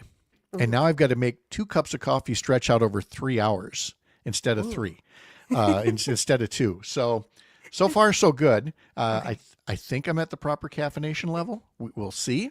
But sometimes I do get a little worked up. But what do you got there? That's I've got some iced coffee. I'm almost out. So I'm feeling coffee. you. We're almost at the end, right? Yeah. See, I play barista every morning. I make sure that before Sherry leaves, she's had her 1 cup of coffee with breakfast, and then there's a tumbler of hot coffee, and then there's a tumbler of iced coffee for the drive up to Rice Lake. And so I'm glad to see somebody else is a nice coffee drinker this early in the morning, which has been a little weird when the temperatures have still been in the 20s and 30s, but we are finally coming up. Spring is finally sprung here, Brittany. Finally. Yes, I know, right? 34 degrees right now into Solon Springs. So flirting with that freezing mark far up north. While meanwhile, down south along the state line, 57 degrees right now into Monroe. So a huge difference across the state, but we are all warming up today. We've got this warm front lifting through, and that, of course, is going to be sparking up some scattered showers. Maybe some thunderstorms this afternoon. None are expected to be severe, but of course, rain is in the forecast, especially as we go through the next 48 hours. So spots of sunshine are still out there today, but we are going to be stuck under more clouds than sun. Of course, scattered showers are going on in southwestern parts of the state this morning. They're going to be working their way towards Madison shortly and in towards Milwaukee as well. While up north, some spotty sprinkles this afternoon. And of course, like I said, some showers and storms, mainly between 2 to 5 today, are possible.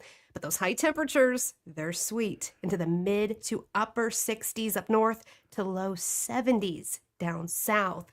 So we're finally feeling those nice conditions. We're going to hang on to the warmth tomorrow too. It'll be partly sunny with the rain really ramping up into that late evening and into early Friday. Of course, the timing couldn't be any worse with the NFL draft going on tomorrow and Friday. But of course, we are drying things out by Friday afternoon into our weekend, and we're moderating those temperatures too as we move into Sunday. So yes, we will be cooler on Friday with highs in the mid to upper 50s for a lot of us. But by Saturday and Sunday, we're into those low to mid 60s with some 70s again, once again south. And you know, the nice thing about getting 2 visits with you now in the mornings is that on those mornings where things are a little crazy after 7 o'clock and I completely whiff on Rob in Tigerton, I've got a chance for redemption here. So Rob says, good morning from Tigerton. Now, an hour ago, it was partly cloudy and 36. He said, I got Molly my car fixed yesterday with a grease and an oil change. My brakes fixed. So my mechanic, Todd, did an awesome job on that. Monday, May 5th, he's got a colonoscopy scheduled at Theta Care in Shawano. Looking forward to that, he says. I don't know if that was sarcasm or not. And he says, I'm listening to you on my new iPad, and it sounds very awesome. And Melissa Kay was with the show earlier, and he said, the last time I saw Brittany and Melissa in person, I bought them a drink in Appleton on election night, which I know that you recall. Yes, I do. It was wonderful to meet you, Rob. I love being able to meet the people, that mean so much and really care about the weather too. He's always on it. Rob is on it every day. He is. He also says he has his diet sun drop. Of course, you have to have that in the Tigerton area. And he notes, and I just caught this out of the corner of my eye too, saying, passing along the passing of Mike Patrick, who was the play-by-play announcer for ESPN Sunday Night Football from 1987 to 2005 and did some college basketball as well. So Rob from Tigerton not only brings us his own personal news, but passes along some other headlines along the day as well. Brittany, thank you so much. Have a wonderful day. You too. All right. It is 8:12 right now, and before we get to William Garcia, just want to let you know that the Brewers were winners over the San Francisco Giants late last night, and it was a big margin thanks to a grand slam by Christian Yelich, a 2-run homer by Jake Bauers. The Brewers beat the Giants 11-3. You can hear Game 3 of that series coming up. Coverage begins at 8:10 on several civic media stations, including Richland Center, Oshkosh, Racine, Kenosha, a couple of cities up north. Head over to civicmedia.us to learn more. The Bucks are down 0-2 in their playoff series, losing to Indiana last night, 123-115. William Garcia is chair of the 3rd Congressional District Democratic Party and is a candidate for chair of the Wisconsin Democratic Party, with Ben Wickler stepping down. Convention delegates from around the party will gather in Wisconsin Dells in mid-June to choose their next party chair. William Garcia, good morning. Thank you for being here. Are you with us, William? Hi, thanks for having me. Yep. No, nice to have you here. I think we have a slight delay in my apologies. I can. Can you hear me? Yes, I hear you just fine. We have a little delay there, but let me put it out rather generically here and say, William, first off, make a pitch. Why'd you decide to run, and what do you think you would bring to the position of Democratic state chair? I'm running because there is a disconnect between the state party and local county parties that must be fixed for the long-term health of the party. Basically, we're getting a lot of information and directives in a really top-down approach from the state party. That means the state party tells us exactly how to organize. They do all of our messaging. They basically tell us what to do. But they're not listening all the time to local people on the ground who know better how to talk to people in their community and how to organize in their community. Some examples. As chair of the 3rd city, I'm in charge of a lot of rural areas. We have rural areas where, when we tell organizers to go door knock, it takes them an hour to knock 4 doors. And we have local people on the ground saying this is not an effective way of communicating and connecting with voters. There are better ways. So I am running in order to realign the state party to listen to county parties about how to do messaging and how to do organizing in their area. So I've essentially have a 3-word platform: grow, persist, resist. Grow means I want to grow the county parties by giving them resources, tools, and infrastructure in order to talk to voters in their area in a way that will connect with voters and bring people into the party year round. Persist means I want to keep doing the great things that DPW already does. Things like fundraising. Wisconsin Democratic Party is a fundraising juggernaut, and I want to continue that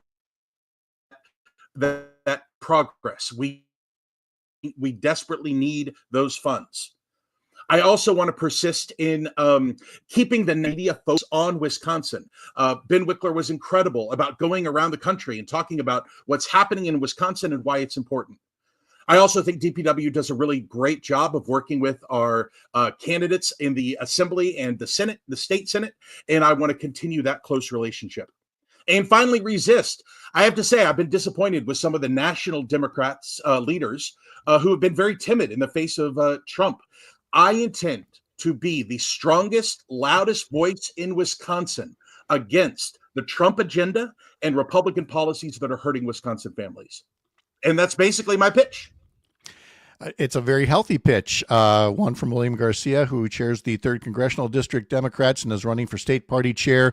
And Tony puts up on YouTube, I love the idea of year-round organizing. It's something that I have been talking about for nearly 20 years here. And I know other people are having discussions, even as we speak, coming out of this last cycle, about year-round organizing, not just parachuting in at campaign time. And you, as somebody outstate, clearly have some thoughts on the need to do that all throughout Wisconsin. So when we talk about year-round organizing, the first thing we have to do is redefine what organizing is. Right now, with the Democratic Party, organizing is essentially 2 things: the numbers of doors knocked and the numbers of phones called. And that is basically how we are defining organizing. Now, that definition of organizing does not work in a year-round context. Because why on earth would I call someone right now and tell them to, vote for, so-and-so in 2026? The person is just going to be befuddled and slightly annoyed to be getting that phone call.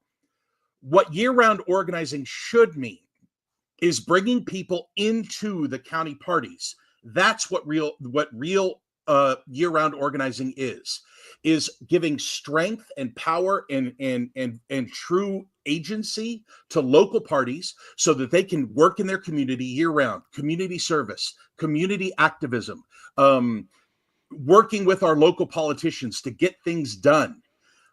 And then by increasing the engagement at the local level, we increase our volunteer base, we increase our enthusiasm about the Democratic Party at the local level. And then when it does come time to knock on doors and make phone calls, we're not parachuting in.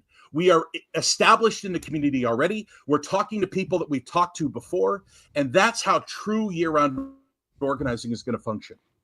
And that's exactly what's being talked about by folks throughout Wisconsin, William Garcia among them, a candidate for Wisconsin Democratic Party chair, who we are talking to this morning. Before we go to a break, a reminder that tomorrow on the program, we will have Wisconsin Secretary of State Sarah Godlewski around 7:30. Her name has been bandied about for something that might be voted on at the state party convention as well. We'll ask her if she has any future plans that she would like to tell us more about. As mentioned already, Joseph Pecky will be here tomorrow. We'll have a discussion about Robert Kennedy Jr.'s rants about autism. We will have a guest who has some very strong feelings on the subject. And we actually heard some strong feelings last week from Emily Berge, a candidate for Congress, about Robert Kennedy Jr.'s remarks. And And Chad Holmes will be along tomorrow as well in the program. And a reminder for folks who'd been listening in this hour to Chad Holmes or to Earl Ingram that Chad and Earl will continue to be integral parts of the mornings here on Civic Media and throughout the day, having the ability to work on some special projects along the way that don't just require a day-to-day show. So we're very glad about that. And again, still ahead this hour, Melissa Baldoff will talk about climate and James Kelly about news that he covers for Civic Media in the Chippewa Valley. From the heart of America's Up North, live from Lake Wissota, thanks for making this the place to spend part of your mornings. I'm Pat Kreitlow.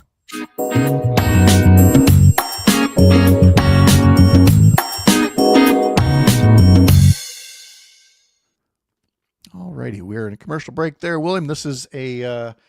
let's see, it's a new break here. 2.5 minute break. So what I'll do is, same as before, I'll tuck you back in the waiting room so you can make some noise, slurp some coffee, and then we'll bring you back up, and then we'll go until 8:30, and then we'll wrap up. Hey, would a phone call be better than StreamYard to get rid of the delay and connection stuff? Would you want to do that instead for the second segment? Or no? I don't know. I mean, we're hearing and seeing him clearly, but yeah, there's definitely that delay in there. I'll tell you what, we've got some on video. Let's see if we can move the delay. William, would you mind giving us a ring on the phone? 855-752-4842. Would you? Okay, 855. Wait. Hold on. One second. Yep. Oh. All right. 855. Yep. 752-4842. 855. 752. I'm sorry. Say it one more time. 855-752-4842. All right. I'm calling right now. All right. Let's see. We'll make sure that they see that popping up here. And there it is. You're coming in. So we will have you. We'll see you in a bit. All right. Thank you. Oh, actually, because you're listening with speakers, it's looping back through the phone. Let me turn off my speakers on my computer here. There you go. Speakers on my computer here. There you go.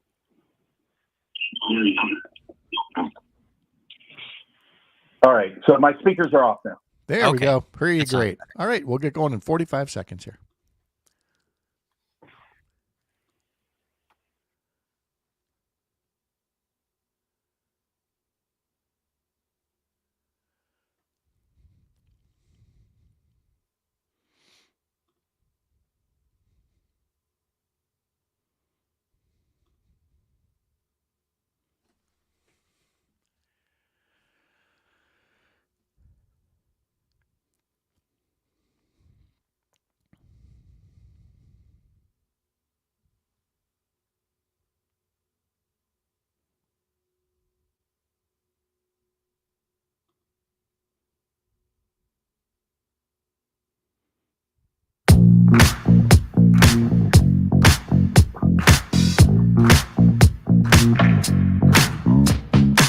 Saturday is Independent Bookstore Day across the country, certainly here in Wisconsin. On Monday, we had author Laura Bird on to talk about the reasons why you should support your independent local bookstore.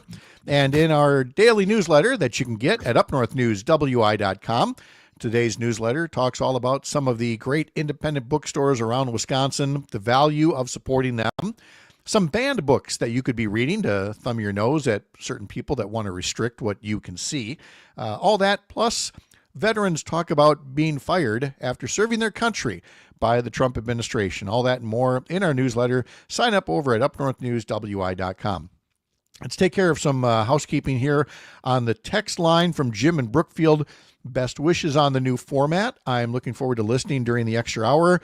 Glad to hear you will continue to provide updates from Rob and Tigerton. I enjoy hearing those, listening in Southeast Wisconsin, because they make me feel connected to up north. So please keep that aspect of your show.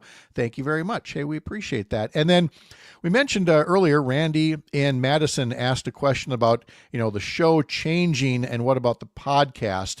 And he wanted me to clarify, will it be on the same feed where we've been getting our podcasts? And I don't know the answer for sure. I would assume it's the same because all we're doing is changing the name that's on it. but don't hold me to it, because this is something I'll definitely need to double check. But hopefully you're still getting it the same way that you've always received Up North News Radio, but just instead with a whole new name here. Look at this. Just in from Luke Mathers, text message from him. Yes, same podcast feed. John in Oshkosh asked, does Earl have any regular programming available? He will. In time. Again, we're letting him and Chad and others get started on some special projects to broaden our focus, broaden their range of reporting and conversations, and so be on the lookout for that.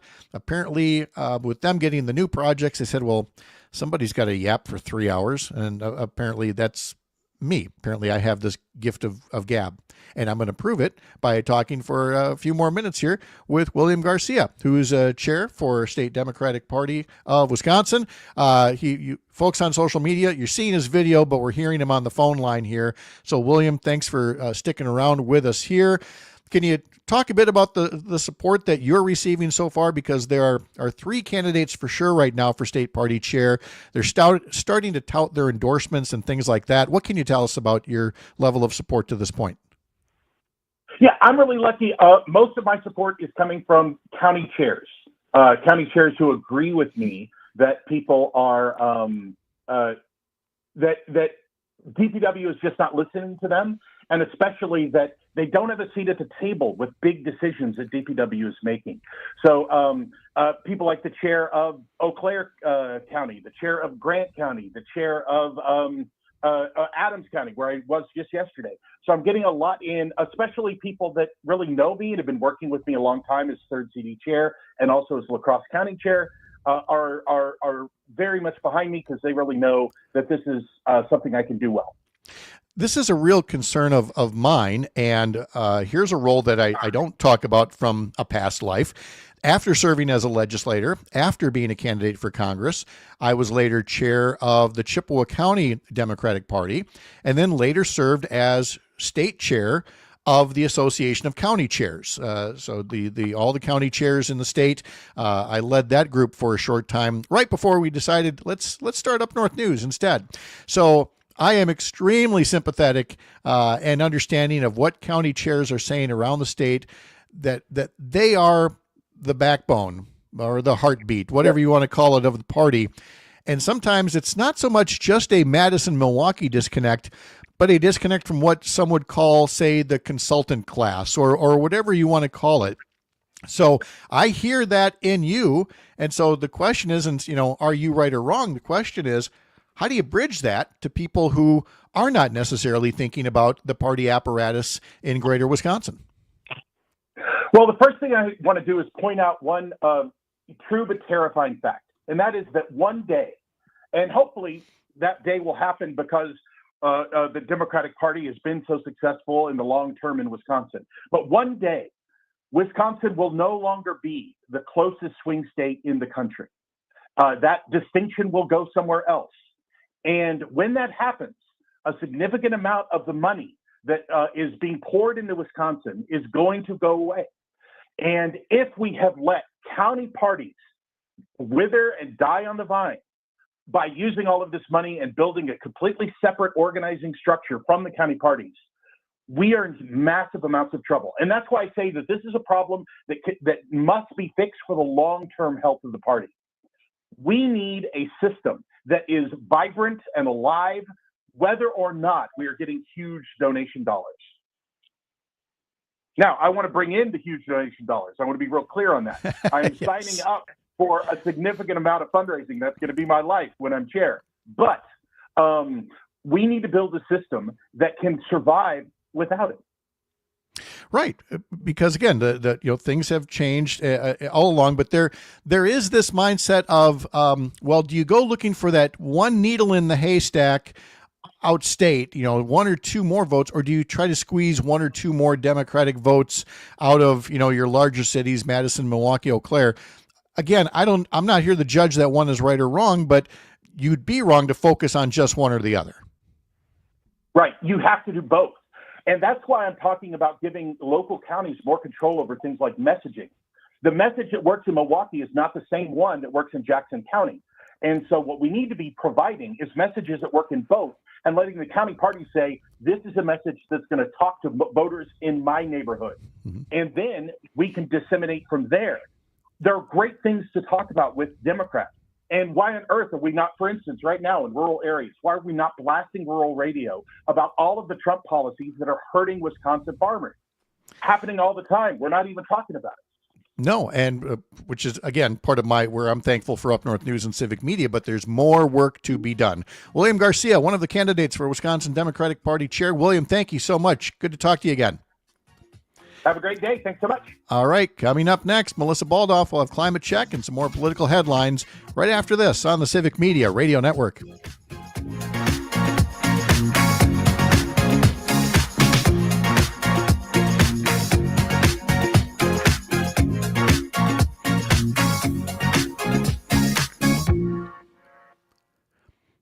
All right, there we go. We are clearing in a break.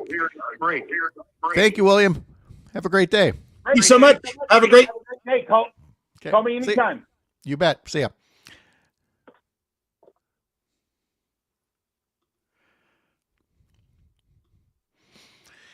Hello. Good morning. How are you? I'm doing good. How about you? I'm great. This is gonna be fun. Yeah. Let's see. I don't have to necessarily list you as Climate Check here anymore. Democratic strategist, political strategist, rogue operative. Yeah. I'll accept any of those. Okay. All right. That sounds fine. All right. So let's see. I got to go back and get this whole 3-hour thing. There's so many more notes to get. Right. Cheapers. Yeah. Doing it live is different, huh? Ooh, it's a whole different beast. Let me tell you. I don't know that I know I sent the note over. But in terms of talking about that bill for the power line build out, are you okay talking about that? Yeah. Okay. And so I've got that one, and the other was, that's right. The green ribbon schools. Okay. And then as far as political news, because now we get to talk a little bit about that as well. And this is where, what did I have here besides? Yeah, that's right. Medicaid postpartum expansion. Okay. Let's see. Where's my note here? There it is. This comes back right at 8:35 now, just so you know. Okay. Better put that up there so people know. There we go. Okay, so we've got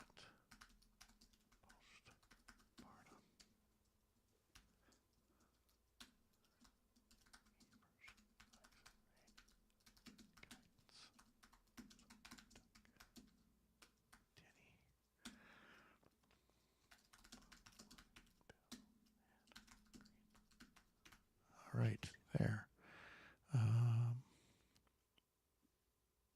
Yeah, that should be all it. All right. Okay, so we got just over 2 minutes, and did I mention the blowback by Republicans on Governor Evers and giving guidance if ICE shows up in your workplace? No. Yeah. Okay. You did not.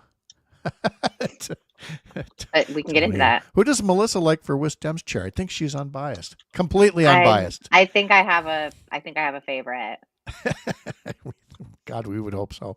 All right, just under 2 minutes, so I'll tuck you back in. But the waiting room. Oh yes. But I was going to say I've been impressed with William though. I think he's done a good job of presenting his theory of the case. Oh, without a doubt, and that's I like that. I like the discussion, and I say that as head of the County Sheriff Association. Anytime we're talking about these things and what we can do better or differently, that's a good thing. Joe knows this too, and I'm sure Devin does. But we'll get that interview scheduled in the near future here. So, all right, just over a minute here. I'll tuck you back in the waiting room for a bit.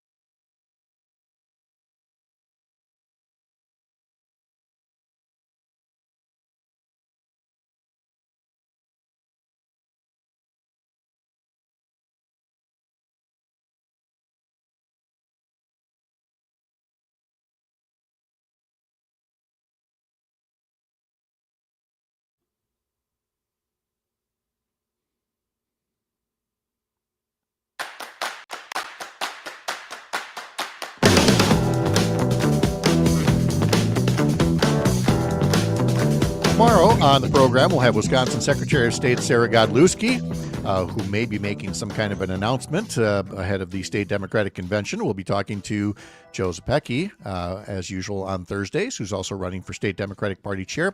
And we will have Chad Holmes here as well. As mentioned with the restructuring of the civic media lineup, that will mean that folks like Chad Holmes will be dropping into this show, not just during local breaks throughout the show, but also on the main body of the network show. And having listened to Chad's show yesterday, I am quite confident that one of our topics tomorrow will be about Wausau Mayor Doug Denny, who you will recall took it upon himself to remove a drop box for absentee ballots last year. Something that should not be done, may even have been a criminal act. But the wheels of justice are grinding rather slowly, not just from a legal standpoint, but from the standpoint of the ethics board up in Wausau. Those members' terms have or are about to expire, I should say. But they can stay on the ethics board until the city council nominates and confirms their replacements. And yet, Doug Denny took it upon himself recently to announce new appointments to the ethics board. Now, there's little to no chance that the city council is going to take those up and pass them, but that the mayor would even make those appointments of Republican stalwarts while he's awaiting the ethics board to review his actions, removing the absentee ballot drop box, isn't sitting well with some folks. Chad Holmes among them, and we will talk about that tomorrow here on the program. But we are joined now by Melissa Baldoff, who you'll now hear instead of at the really early hour at 6:30 for her and others, at a more humane 8:30. Melissa, it's great to see you here. It is great to be here. Good morning. Yeah, good morning to you. Now, by and large, we talk about climate issues on Thursdays in our weekly climate check feature. It's an area of focus for you professionally, but you have a very well-rounded career as a political strategist, as a staff member. You worked in Governor Evers' office for a time as well. So we get to expand the conversation a little bit more. So when we do turn to climate, we're going to talk about green schools in Wisconsin and a new way to recognize them thanks to cuts from the Trump administration. But before we get to that and any other climate issues, I want to come back to your work with Governor Evers and the fact that he put out some guidance about what should happen in the workplace if there is some kind of an immigration raid from ICE, so that people know what their rights are. And that is getting some angry pushback from Republicans who say that the governor is trying to somehow circumvent, ICE and law and order. And I have to say, from what I know of the memo's comments and from what you know of the governor, he doesn't really strike me as somebody that's giving, shall we say, extra legal advice. Yeah. So I would just say this, that, we're in this situation where, Republicans are not looking to follow the law. They seem to have decided that innocent until proven guilty doesn't matter, doesn't mean a thing anymore. They are, just completely ignoring the Constitution, left and right, especially when it comes to immigration. We're seeing the just devastating effects of that, examples all the time here. So it makes all the sense in the world that anybody who is, leading a large workforce, is the executive of a large workforce like Governor Evers is. We have a large and wonderful workforce of state employees, and any responsible employer is going to want to make sure that their employees are safe and feel secure at work so they can do their jobs and have the guidance that they need to exercise their rights. And whether the Trump administration wants to accept it or not, people do have rights. And we have seen that ICE agents, operating under the Trump administration policies, are not always, operating in ways that are,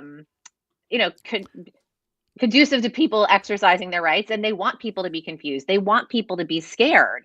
And it is incredibly important that everybody knows what their rights are and how to exercise those rights safely and responsibly. So it's unfortunately not a surprise that Republicans are mad. I mean, if Republicans in Wisconsin are mad about something with the governor has done all the time, they will never not be mad about something. And it is fairly standard advice. It's a 5-point memo. It tells state employees to remain calm, immediately notify their supervisor, ask the agents to identify themselves, present documentation of why they are there. They are not to answer questions from the agents, and they are not to give them permission to enter non-public areas and not give them access to paper files or computer systems without first talking to an attorney, because as the memo points out, every Wisconsin state employee has a responsibility to protect confidential data and information. This is all pretty standard stuff in lines of, workplace safety, due process, equal rights. And so, again, if you're hearing a lot of criticism of this, that Governor Evers is standing with the Venezuelan drug cartels or something like that, now you know a little bit more about the actual legal advice that is in there. It doesn't strike me, Melissa, that the governor is working in cahoots with Venezuelan drug gangs, near as I can tell. That's the best I can tell as well. It certainly was not, when I worked for the governor, I wasn't aware of any strong alliances with any cartels. No. But I was very aware of a commitment to doing what's best for the people of our state. And I think that's what we're seeing here. That's exactly it. Turning to a climate matter, and again, making our public buildings greener and cleaner. There was a press release from the Wisconsin Department of Public Instruction yesterday, and I really want to salute whoever was the writer on this, because there was no need to mince words coming from the Wisconsin DPI, taking a shot at the Trump administration right off the top, saying, following the elimination of the U.S. Department of Education Green Ribbon Schools program, Wisconsin has launched its own initiative through Green and Healthy Schools Wisconsin to spotlight schools that are leading the way in environmental stewardship.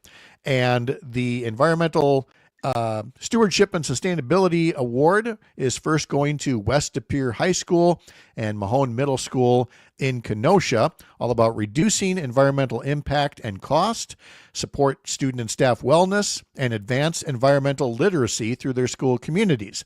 Melissa, this is something that we've talked about consistently, is that in this age of Trump cutbacks, we could sit here and wring our hands. There could be a lot of wailing and gnashing of teeth. But what we've done instead is say, well, the work has to be done locally, at the state level, the local level, that it's not all woe is me.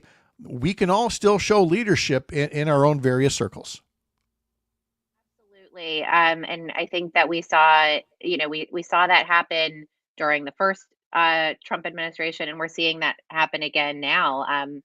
And that's not that there are many bright spots here in this second term, but one of the silver linings is that we had a lot of subnational organizations, whether that's local government, state government, nonprofits, community organizations, really learn a lot in that first term. What can they do at a more local level, and how can they continue to advance climate friendly policies that are smart and going to make a difference and move the needle. And it's not like that work stopped under the Biden administration. It just had a lot of support from the federal government back then, which was wonderful. But now we're seeing that a lot of these organizations are very well equipped to continue making progress and move this work forward. So it's really wonderful to see it happening, and it's especially great to see it happening in our schools. And that it's a way that schools are able to save money and have cleaner, healthier classroom environments for kids to learn in, and educators and staff to work in.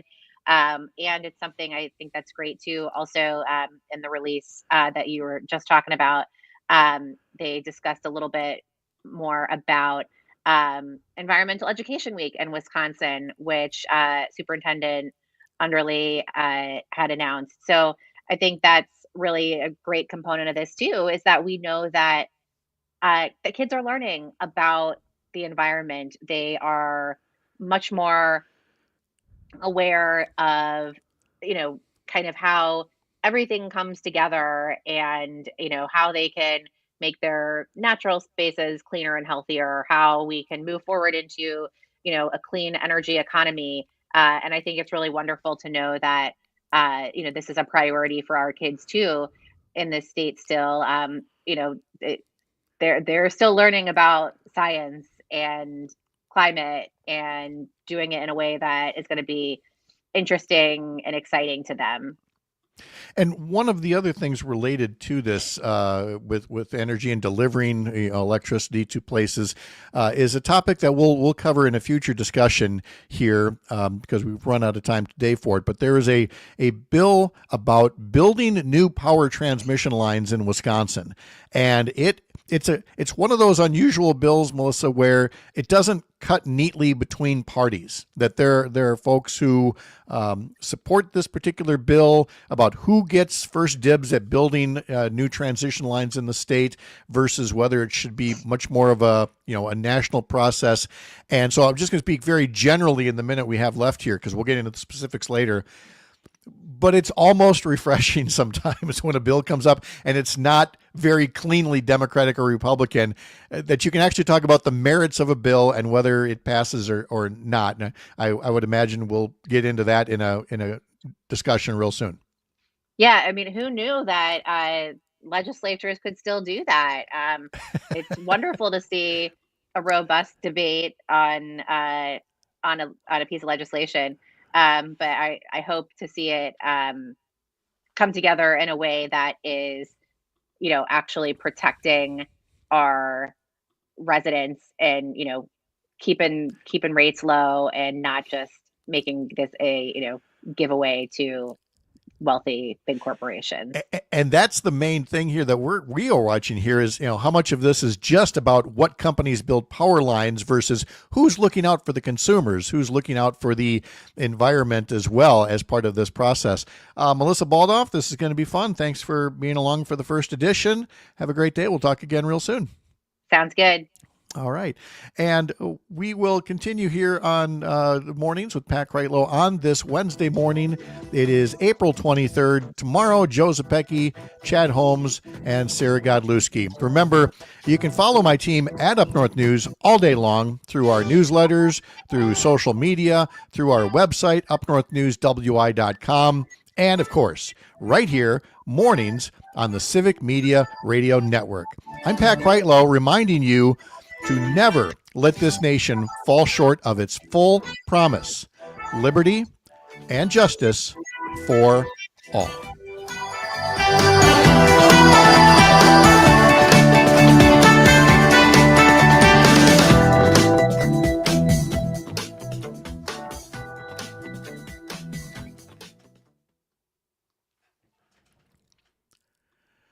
James Kelly has arrived. How are ya? Good morning. How we doing? Whew, we're getting there, buddy. We are getting there. So hour number 3. Hour number 3. I'm waiting for Luke to pop up and go, "Hey, a little technical problem. Can you do hours 4 and 5?" Maybe.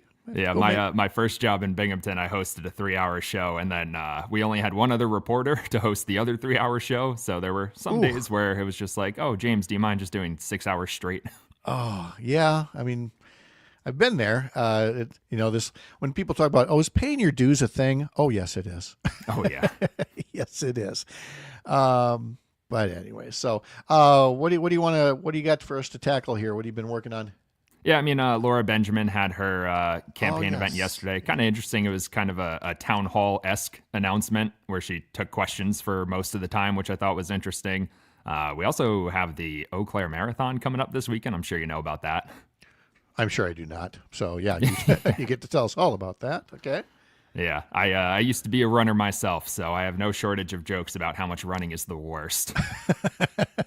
No, that's totally good. All right, great. All right. It's also further out west in Hudson. They're moving towards this new athletic complex, $14 million project. Like, still needs county approval, but kind of like a Field of Dreams type thing.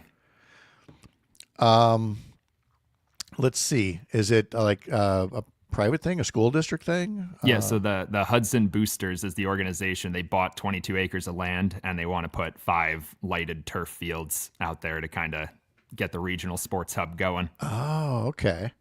Yeah, that would, I mean, because I'm way out of touch now with the Twin Cities, but I remember when Blaine did that, and it just became like this epicenter for Twin City sports events. Oh, yeah. And so if they're the shiny new thing and they can draw a bunch of Twin Cities and Western Wisconsin traffic, yeah, that would be a big economic boost. Yeah. Which They of have a course couple makes me places wonder, like that. you know, who's against it? Are they doing anything wrong? You know, so Yeah, they got a that's couple places like that up in Cooperstown for, youth tournaments, and it's such a fun week for all the kids. Oh yeah, yep. And that's the thing. Hudson has definitely added some hotel space because otherwise they couldn't have done this a few years ago. Yeah. But they added more of that. So okay, well, good. Let's see. I was going to get one more thing here, quick. I had the wrong matinee on air guests. Oh, those are tomorrow's guests. Okay, Sean Fed a place today. All right, 30 seconds. Cool.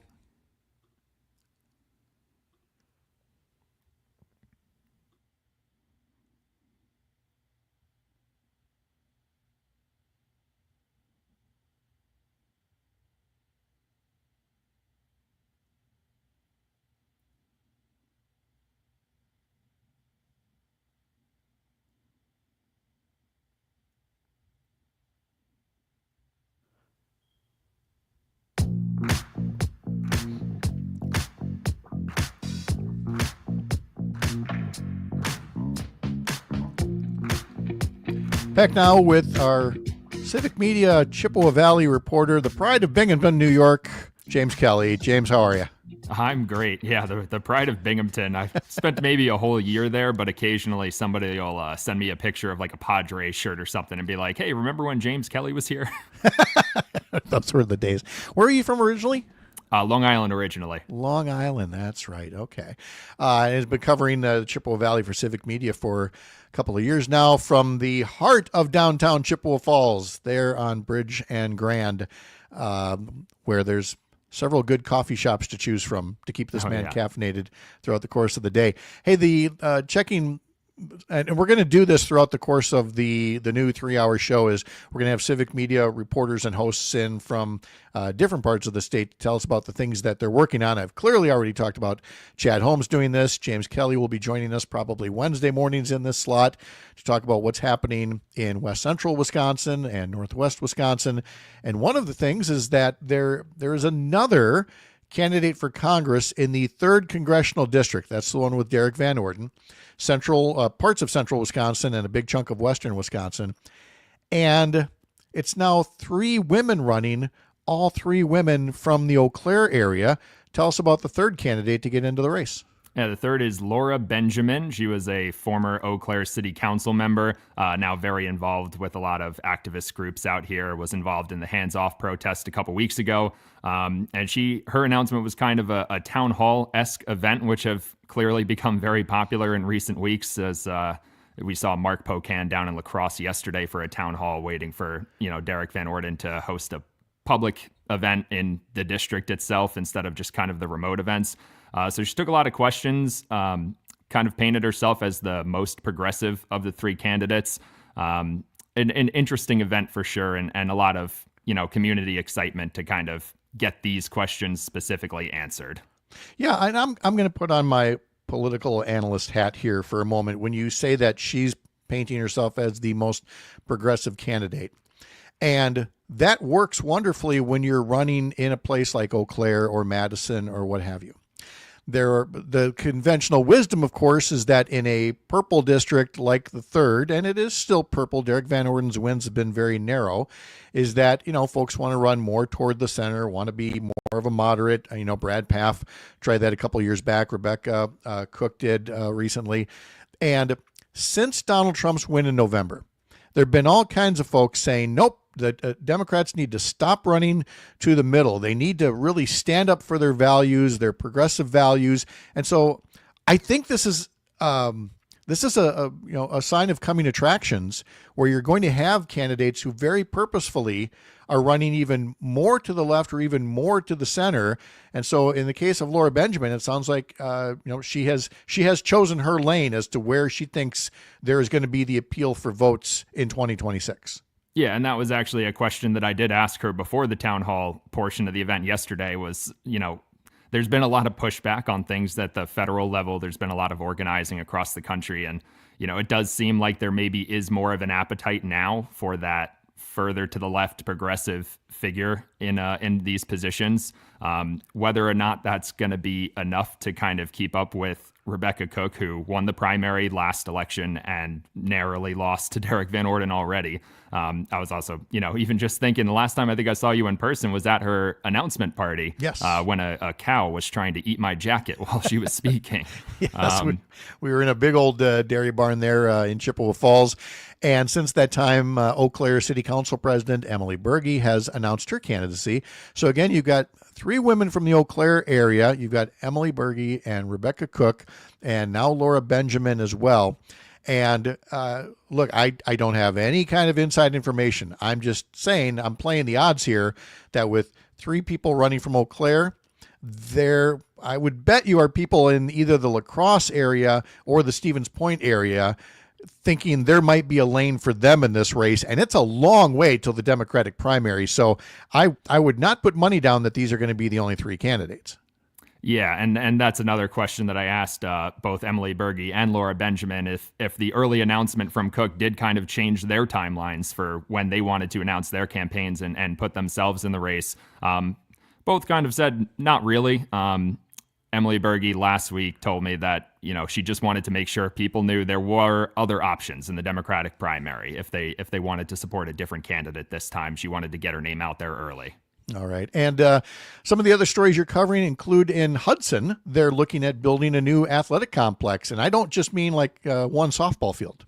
Yeah, no, a very big 22 acres of land, athletic complex, 5 turf fields. The town board voted on a zoning change earlier this week to create kind of this new recreational youth district for the land. It was purchased by the Hudson Boosters, so privately owned, but they're kind of looking to become that regional hub for youth sports and improve the offerings that they have in the area. A lot of residents who showed up at the town hall were saying, we barely have enough leagues and fields to play on as it is for the kids we have here. So this would benefit the local community, and maybe you get a little extra economic boost from having tournaments and whatnot. I would bet a big boost, given that in the Twin Cities there, when Blaine built a big old complex. Now, this is many years ago, but I mean, they became like the epicenter for sports, and it brings a lot into the economy. All those sports parents and all those kids getting meals and needing hotel rooms.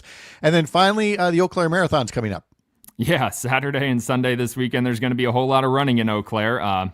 I used to be a runner myself, have never dared to run 26.2 miles. I always think it's funny that the legend of the marathon was created because a Greek soldier way back in the day had to run 26.2 miles with important war information and promptly died upon his arrival at his location. Drop dead. So let's celebrate that. That's why I'm glad you said it was Saturday and Sunday, because I would need both days to run something like that now with these knees. James Kelly is a civic media reporter for Chippewa Falls for the Chippewa Valley. Thank you very much, James. Have a wonderful day. You too, Pat. All right. Good to talk to you. And again, coming up tomorrow, we will have Sarah Godlewski on with us, along with Joe Zapecki.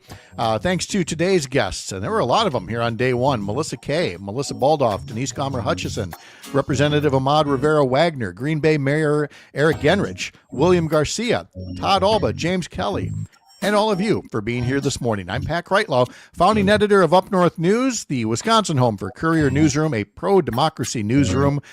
Enjoy the rest of your Wednesday. See you tomorrow.